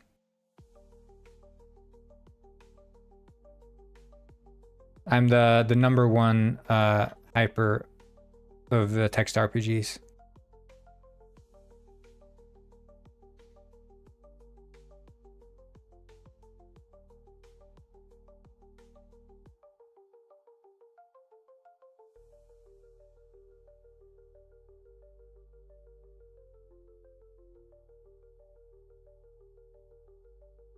Yeah. I recommend it. I mean, you could even like, I think, if you're doing Python, you can do it like online. There are online interpreters. But I will definitely want to play test text RPGs. We had these game jams in the Discord. We had one last year, and then in 2021 or something, so ages ago. And there I always encourage people to make text RPGs, especially those who haven't made games before, because it's like, if you just sit down, literally anyone can make a text RPG. And the only limit to how fun text RPGs are is how creative you get with like the scenarios that you end up in. But it's literally just following logic. That's all you do.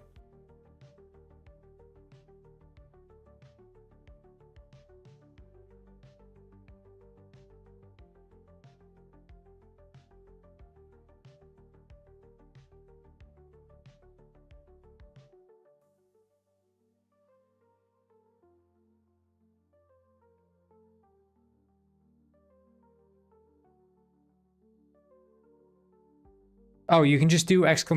Discord in chat, and it's going to show you the link.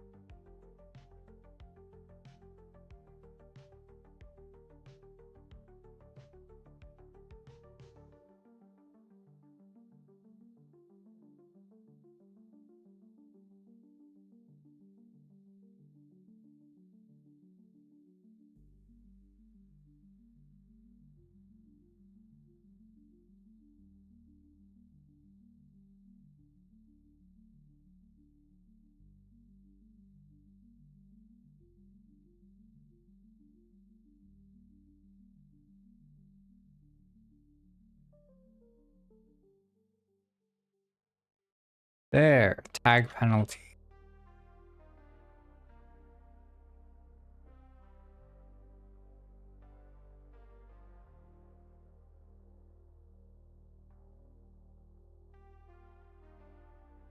I think this should work.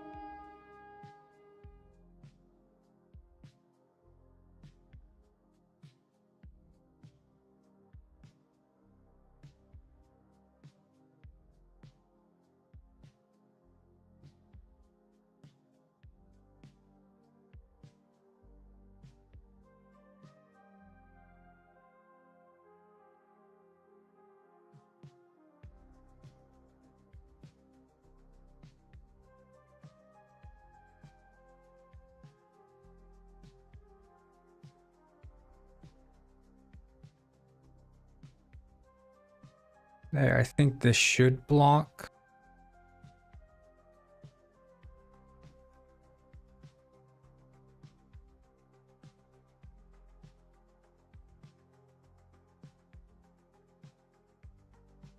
Or alternatively, we could make it tag 2, which is water.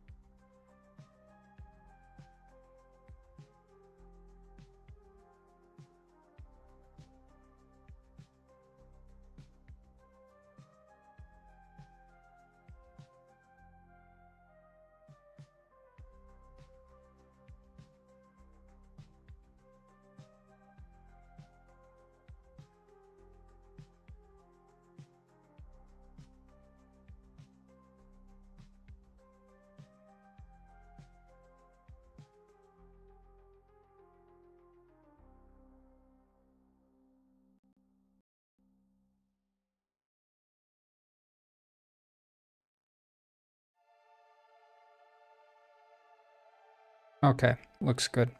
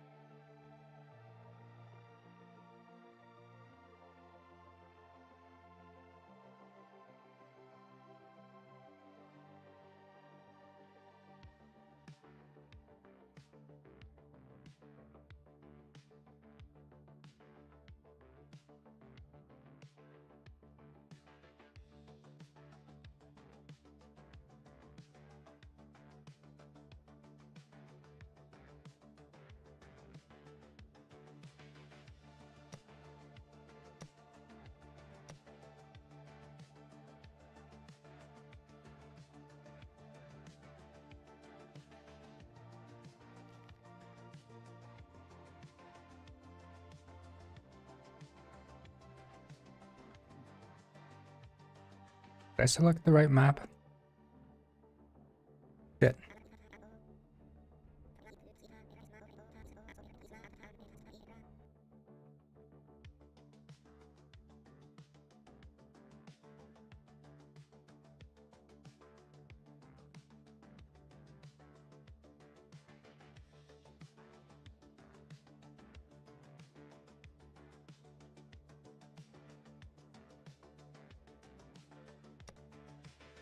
They do? Wait, have I? I think... Shit, yeah, I haven't had the YouTube chat active, have I? Probably ignored the friggin' TikTok chatters too.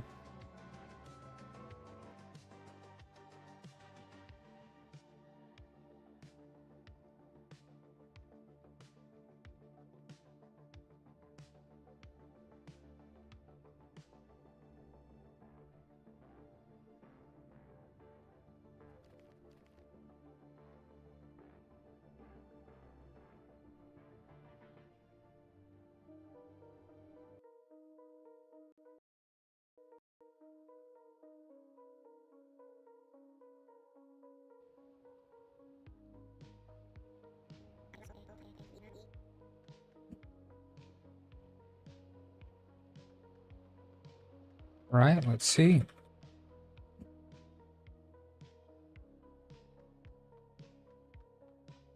They seem to be walking correctly. Well, this guy is just stopped in the middle of the sidewalk. You know what? Sure. Sure, buddy.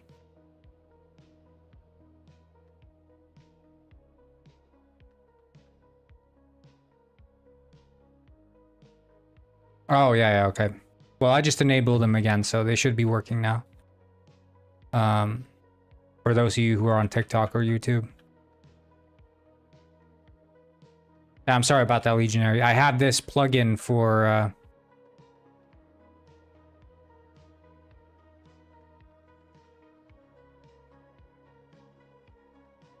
rendering the chats.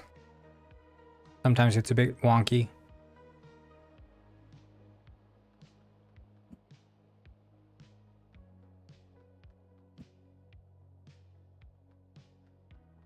But this seems to be mostly working now.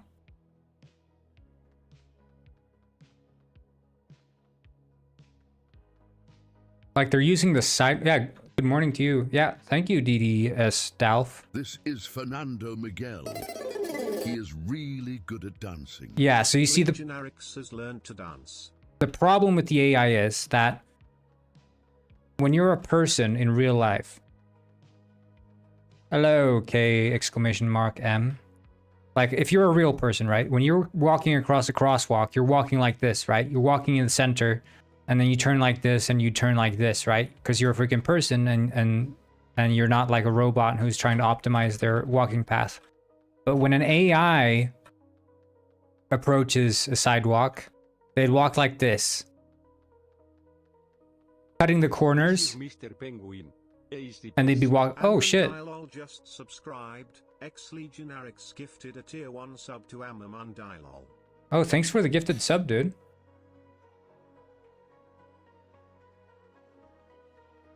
Thank you.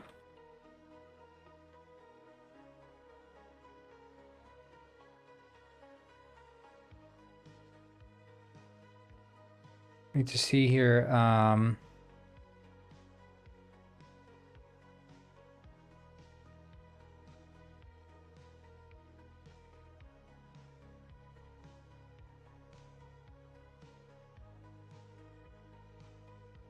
There we go. Yeah, so I think this is the reason why I switched to A star. Because, right, so as I was saying.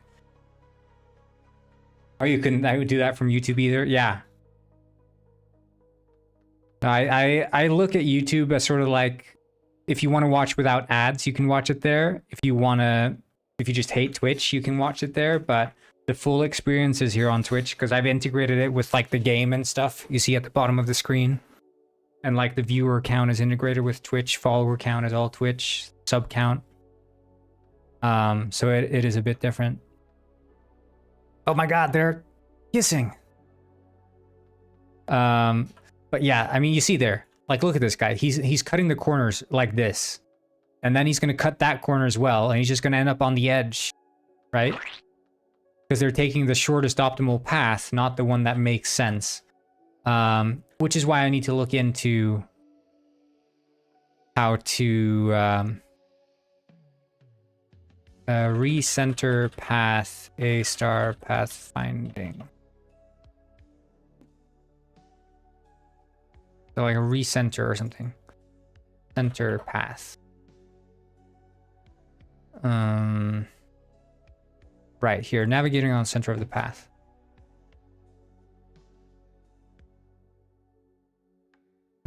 The problem you have is the standard Unity pathline. Yeah.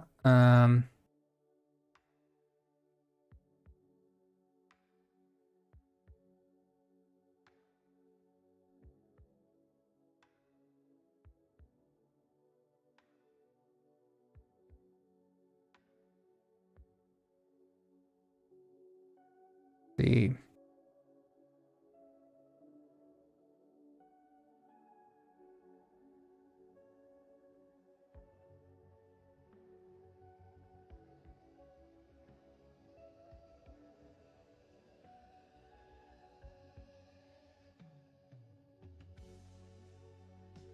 Yeah, I already got that. Okay.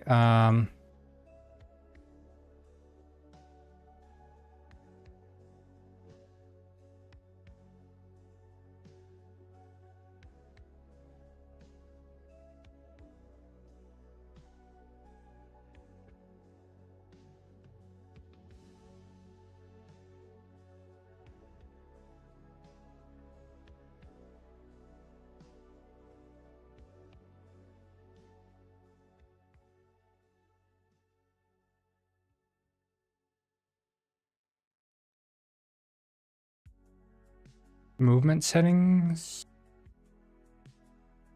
That the one?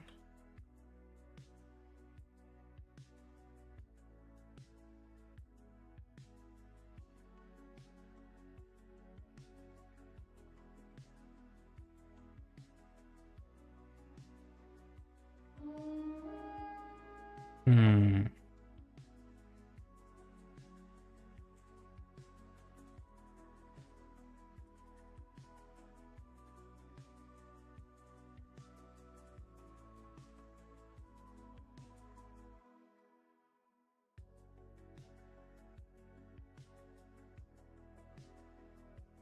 But like, I wonder, are there any like built-in settings? Like obviously avoidance.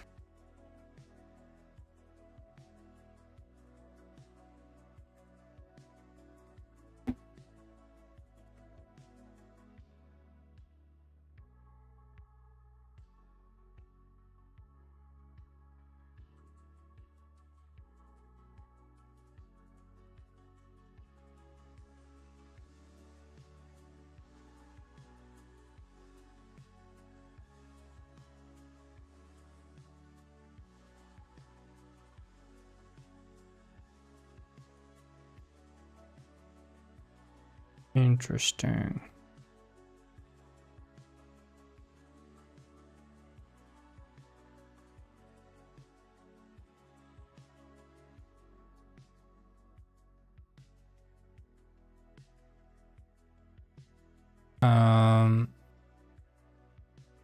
See this there, desired wall distance.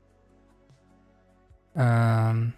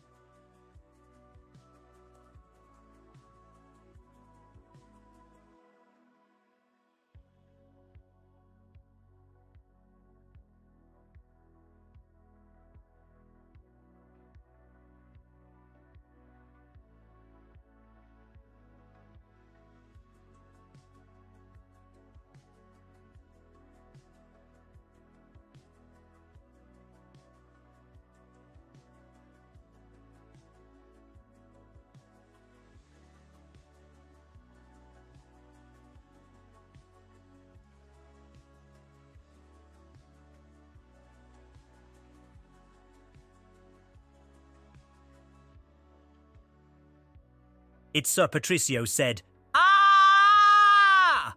Hello, I just came here to make a scream in the TTS. Haha titties. I will be back to classes in a few minutes. Okay. Ah! Yeah, that's nice to see you, Patricio.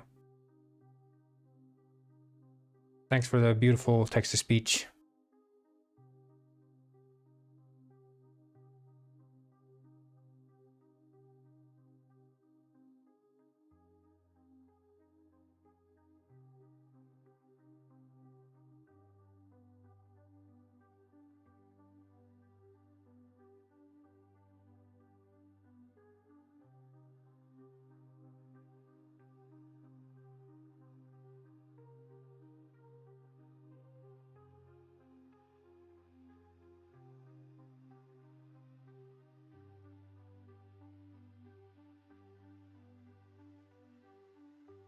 Yeah. See you, Alice. Have a good one.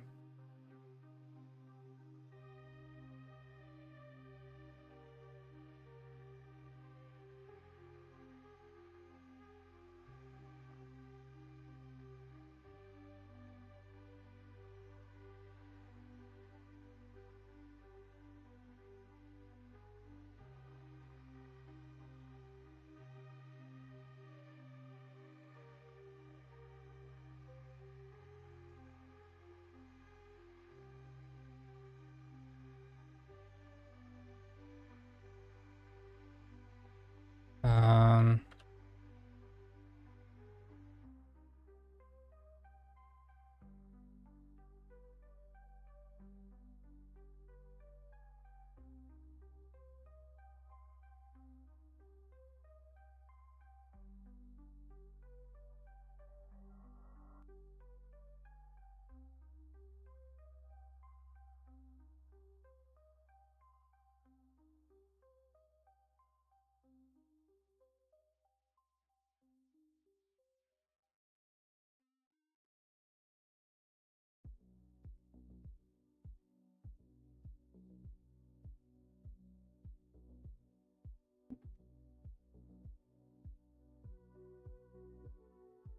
mhm.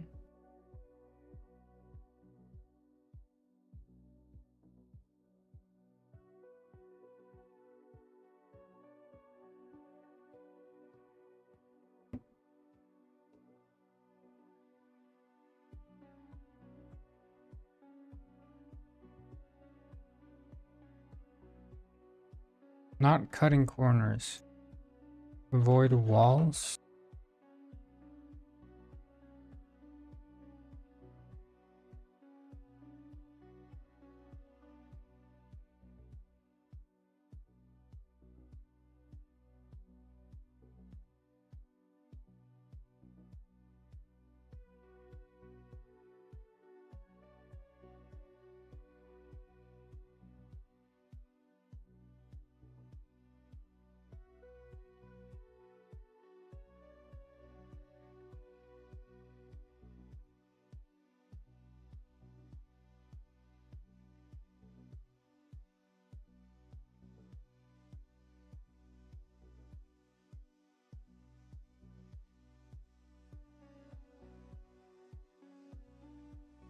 Interesting.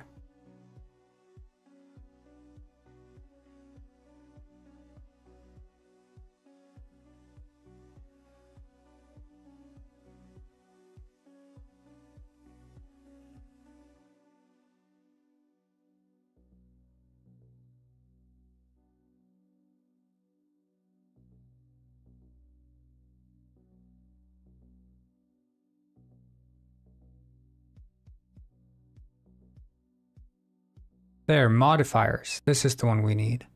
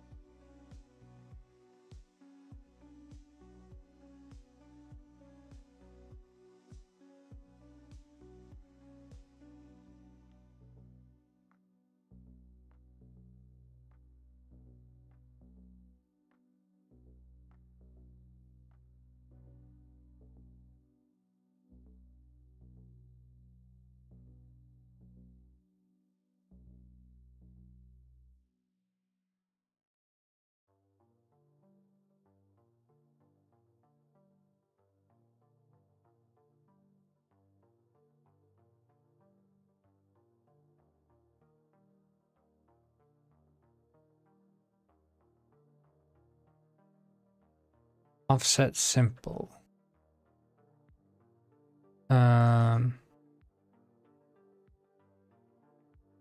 Okay.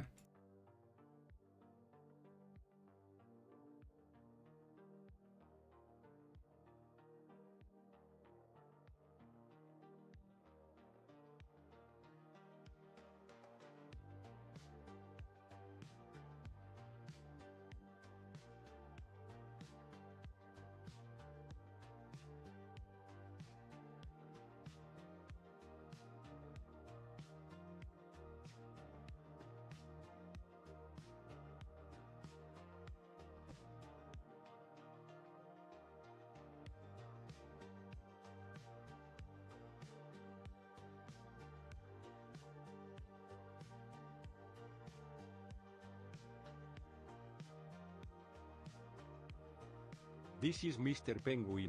Hey. Depressed. Legionarix just subscribed. Thank you so much for the subscription.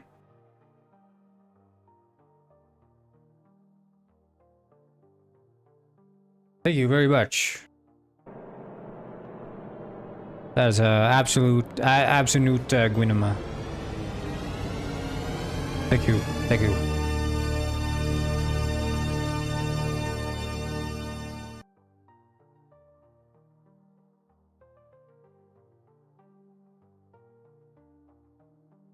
Okay, let's see here if this reduces corner cutting. It's supposed to, but we'll see if it does. If it doesn't, I'm in a heap of shit.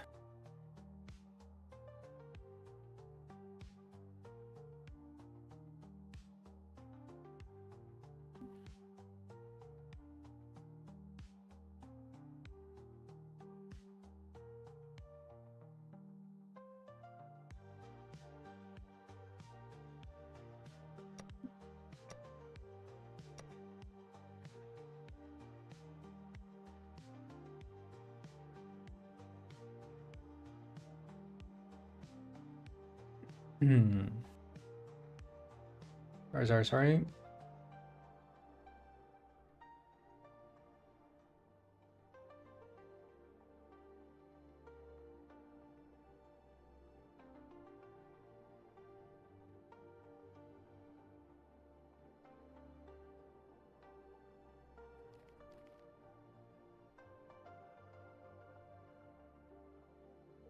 So are you a developer yourself, Mr. Legionary?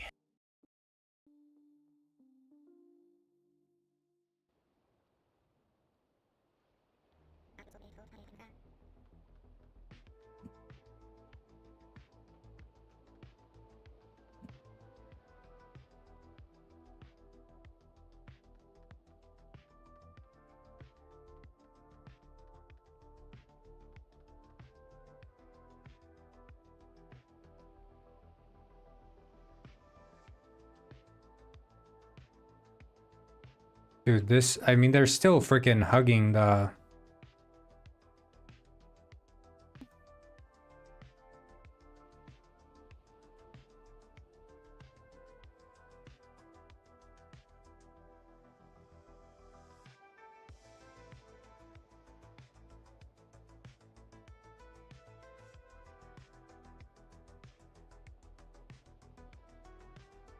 Oh, alright. Cool, cool, cool.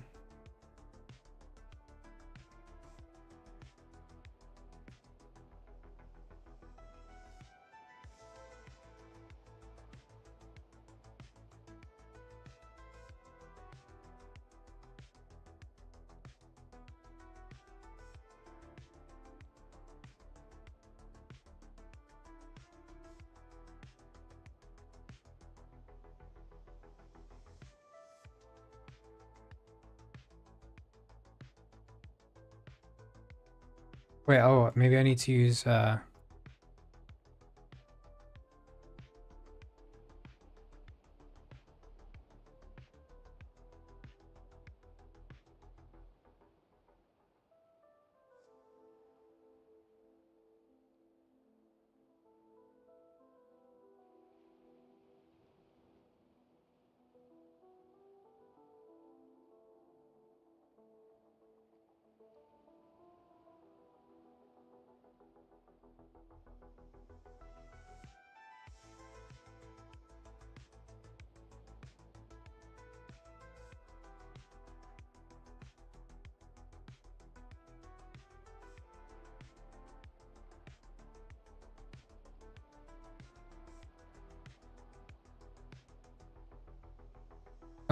Smooth path attach this someone will hold into the speaker's path.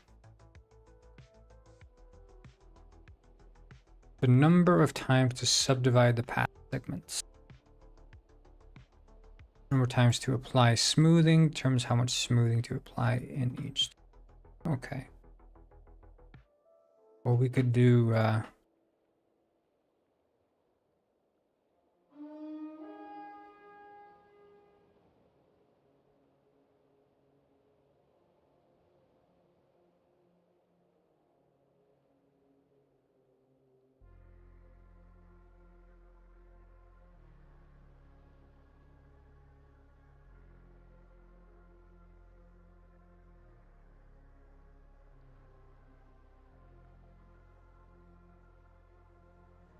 we'll just try to reset this and see what happens.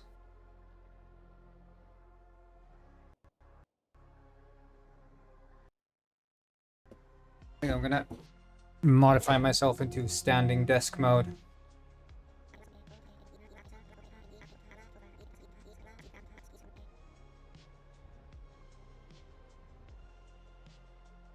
Ah.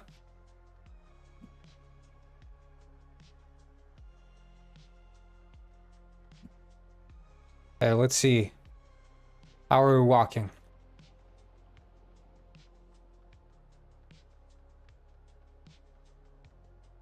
I mean, I don't know that I don't remember setting a stop point in the middle of the freaking crosswalk.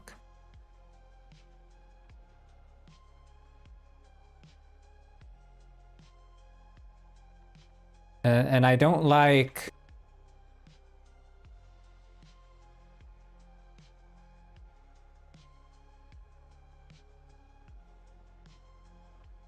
Oh, I shouldn't have done that. Okay. I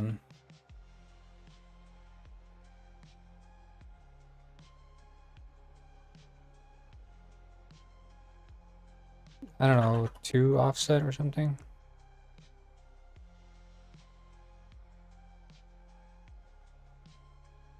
Dude, you would not believe this, but we had freaking snow in Iceland. Okay, that coming out of my mouth now sounds ironic, but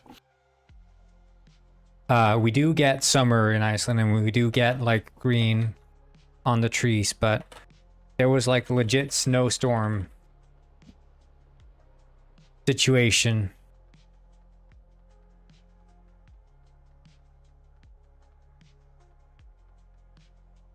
Kinda...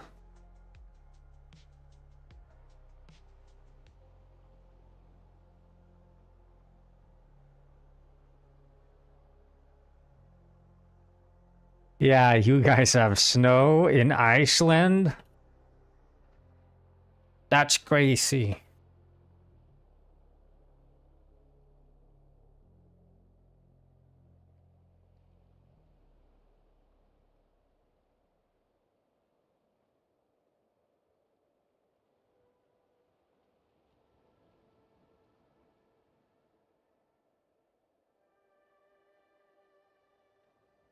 I mean, it doesn't really look... Although these are the points and not the actual paths, I guess. Well, no, it's their own debugger, so it's drawing the path.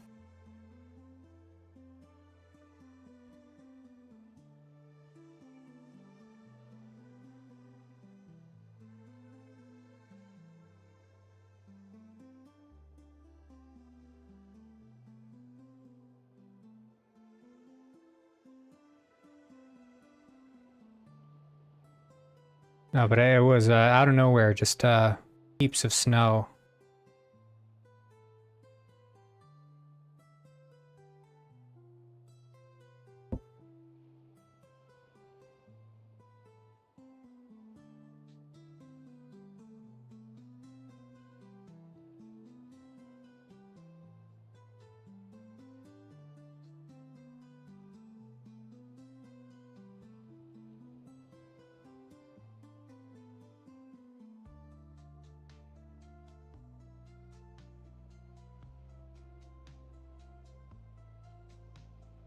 Vote restart and we'll just see if anything freaking changes at all.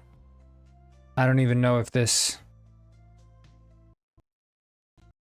works.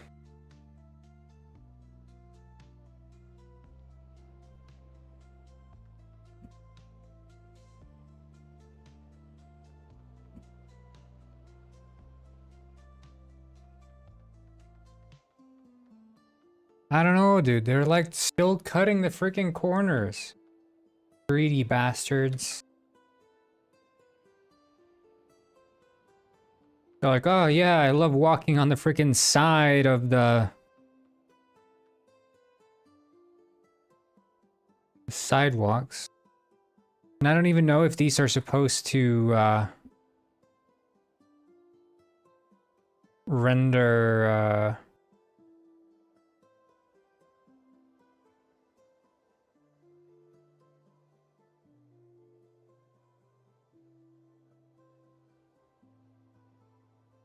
Wait. Why are they stopped there though? Like these screen points are supposed to be the ones where they're supposed to stop at, not anywhere else.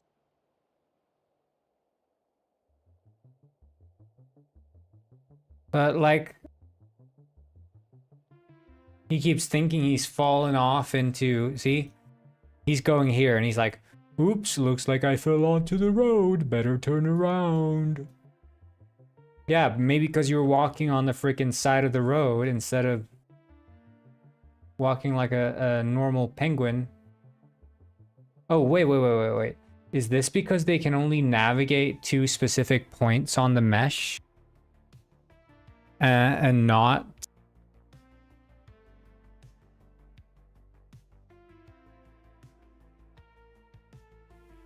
Oh, there is a point there. But why is it that they can't navigate, like... You see here, they're stopping on the nodes. They can't... Uh-huh. But then sample...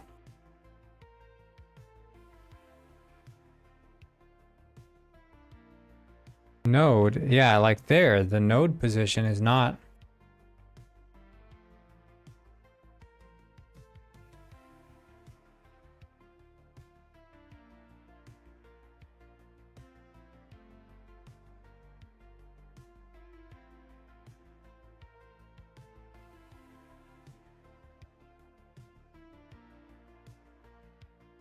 Like this should be just as good.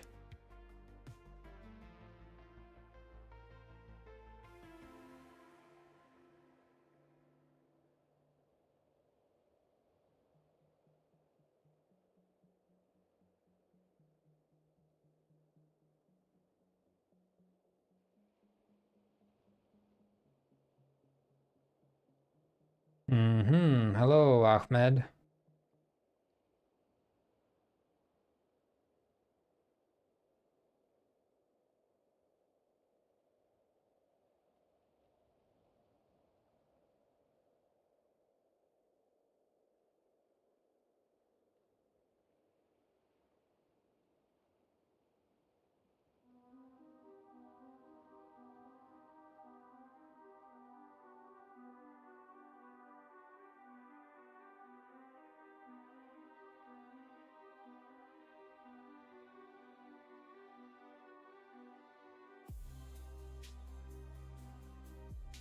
Ah, they're struggling to get up.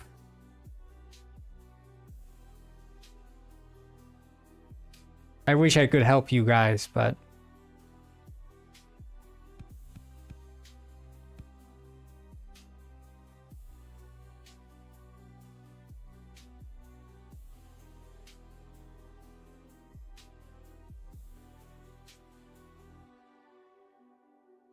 Okay. Yeah, but that node is also directly... Is there anyone that's actually trying to walk... Yeah, this fella here. Trying to walk spot on to this, which is not a node, in fact. Yeah, you Google the tree situation. Yeah, the Vikings sort of screwed up our tree situation a couple years ago. And since then, we've only been in recovery mode. If you want to put it that way.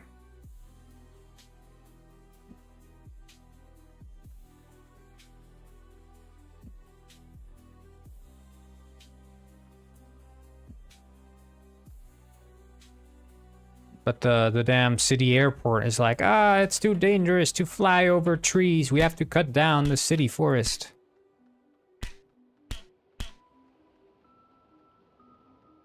There we go. I saved you. Don't worry, I will carry you too. Yeah.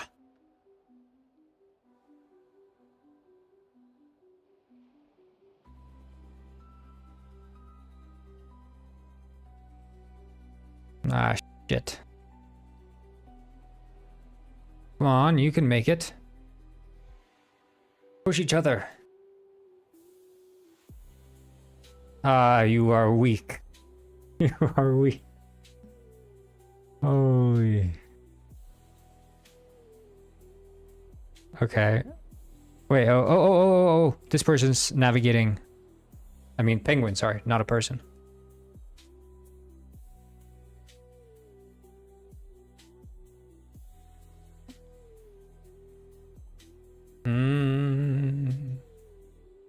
Yeah, so the problem is that the distance is too far, right?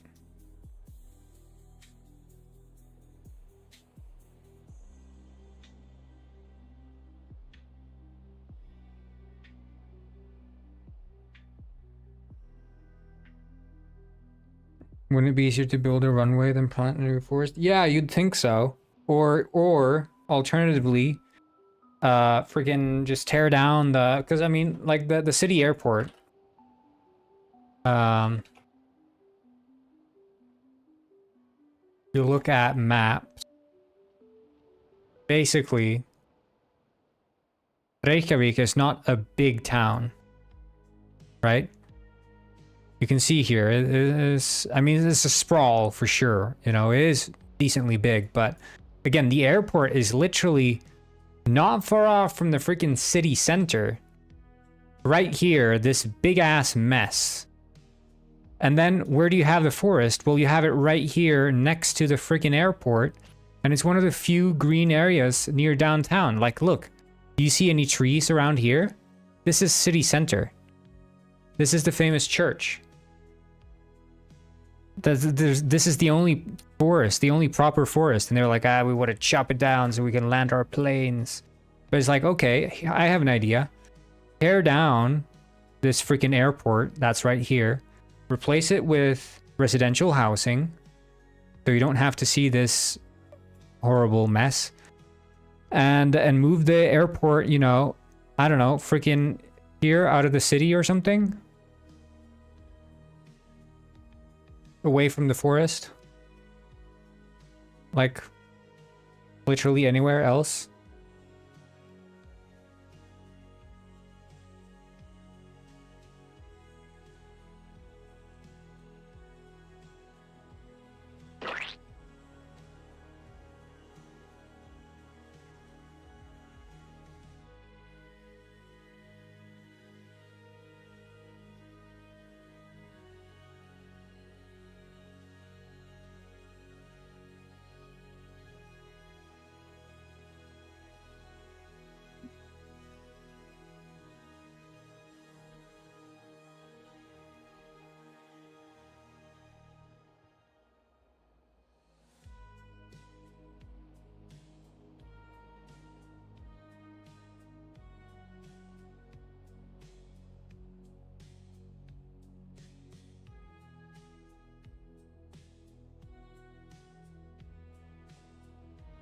Yeah.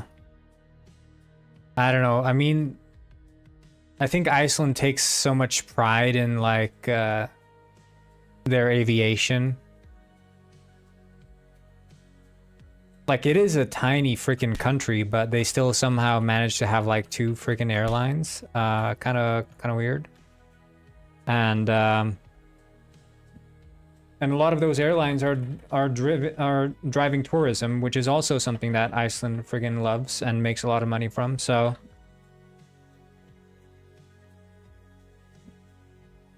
yeah, and it is like literally the city center. It is the city center. So I mean, you hear airplane traffic, and you're downtown, you know.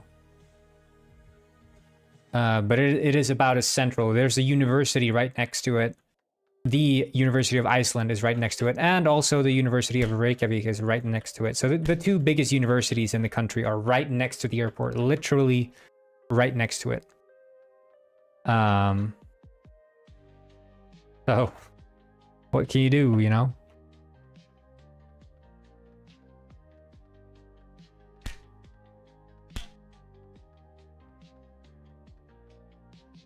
Yeah, I need to fix the fact that like AI gets stuck like this.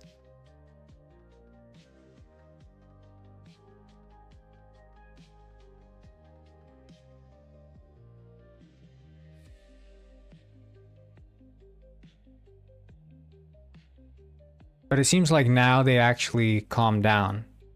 They get to their point and they stand still. Okay, this is working. I have to just give them that little lift. Move the airport. Yeah, it's easy. Just move it.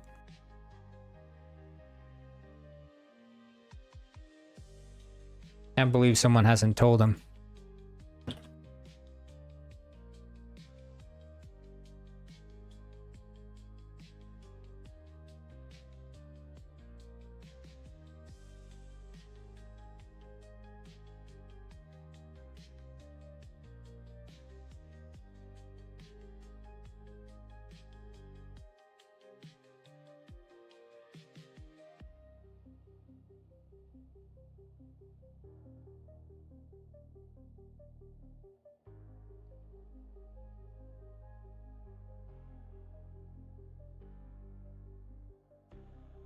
Wait, so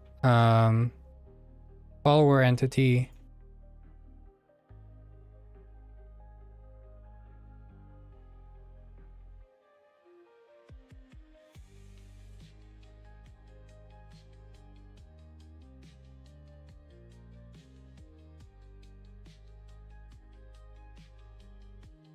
Right, the follower entity script does not use movement at all. Do not use modifiers at all.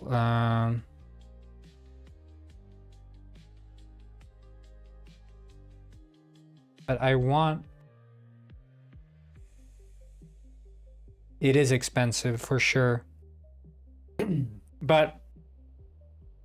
So like depending on what you want out of the trip, you can make it quite cheap. So... Of course, renting a car is always going to be expensive, right? So that's the price that you're just going to have to add on top of your flight. But if you're just staying at campsites and you're into that, like nature stuff, it can be quite cheap.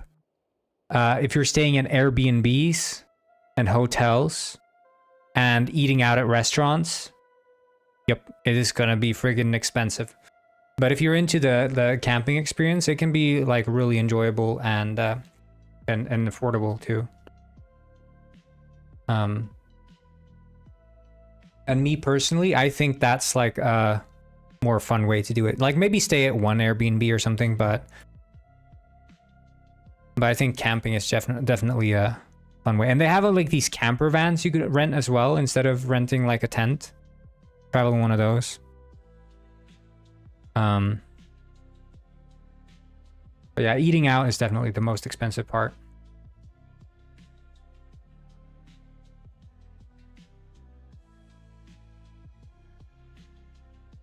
Grocery stores aren't so bad though, which is nice.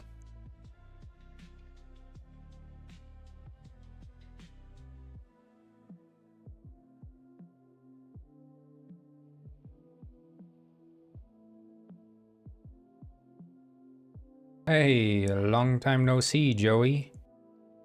I love your game, Bree. Yeah, my name's Bree.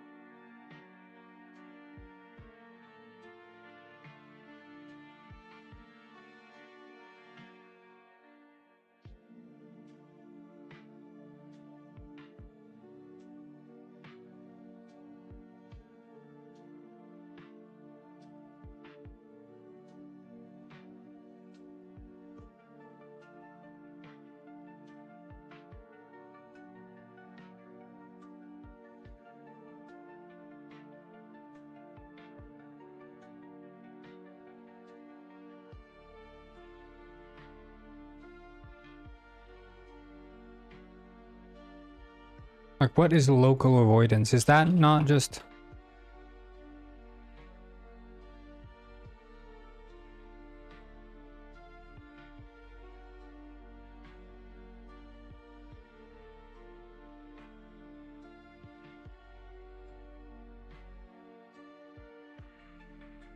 Like, that much I get.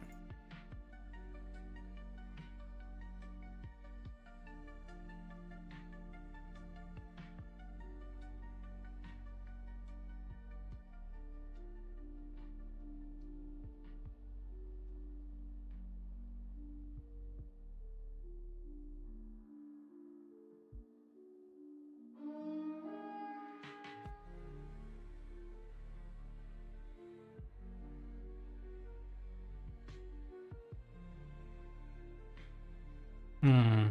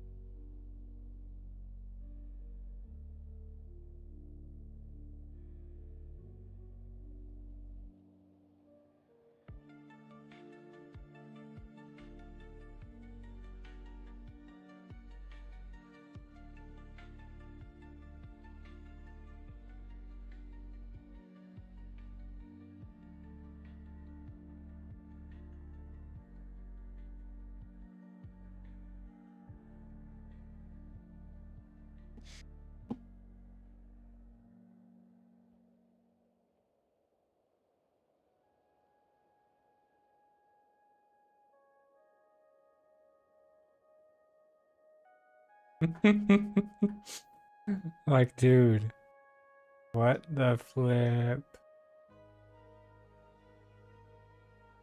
Ay, ay, ay, ay, ay, ay.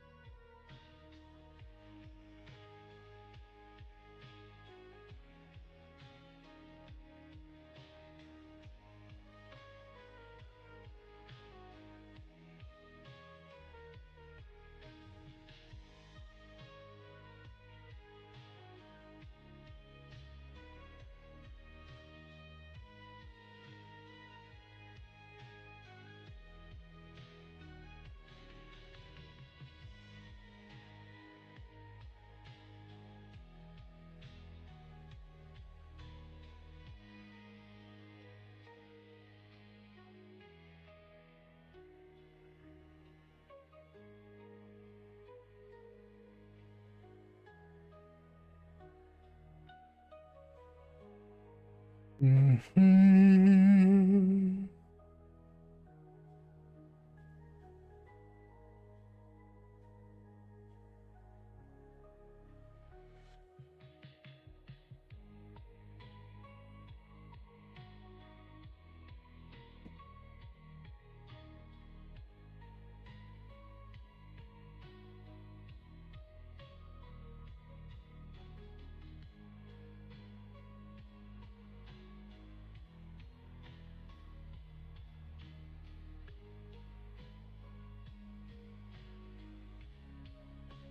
Looking at the thing here.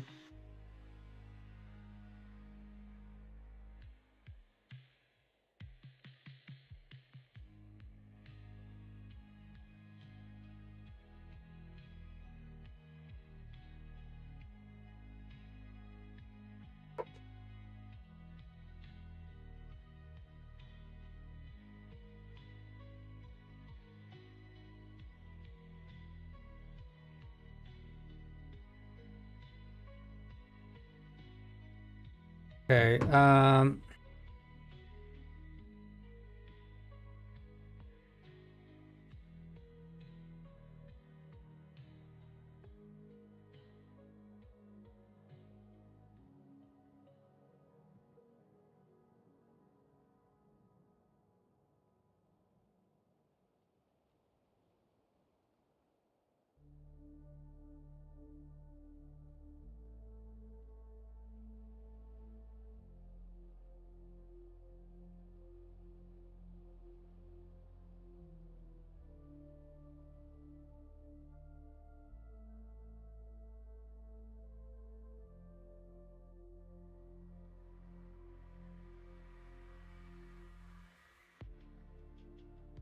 but I don't get it. Like the funnel modifier.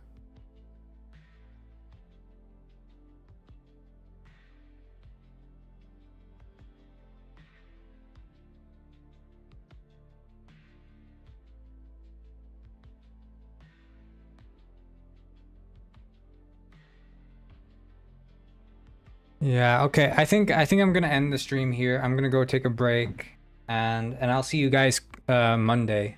So thank you all for tuning into today's stream.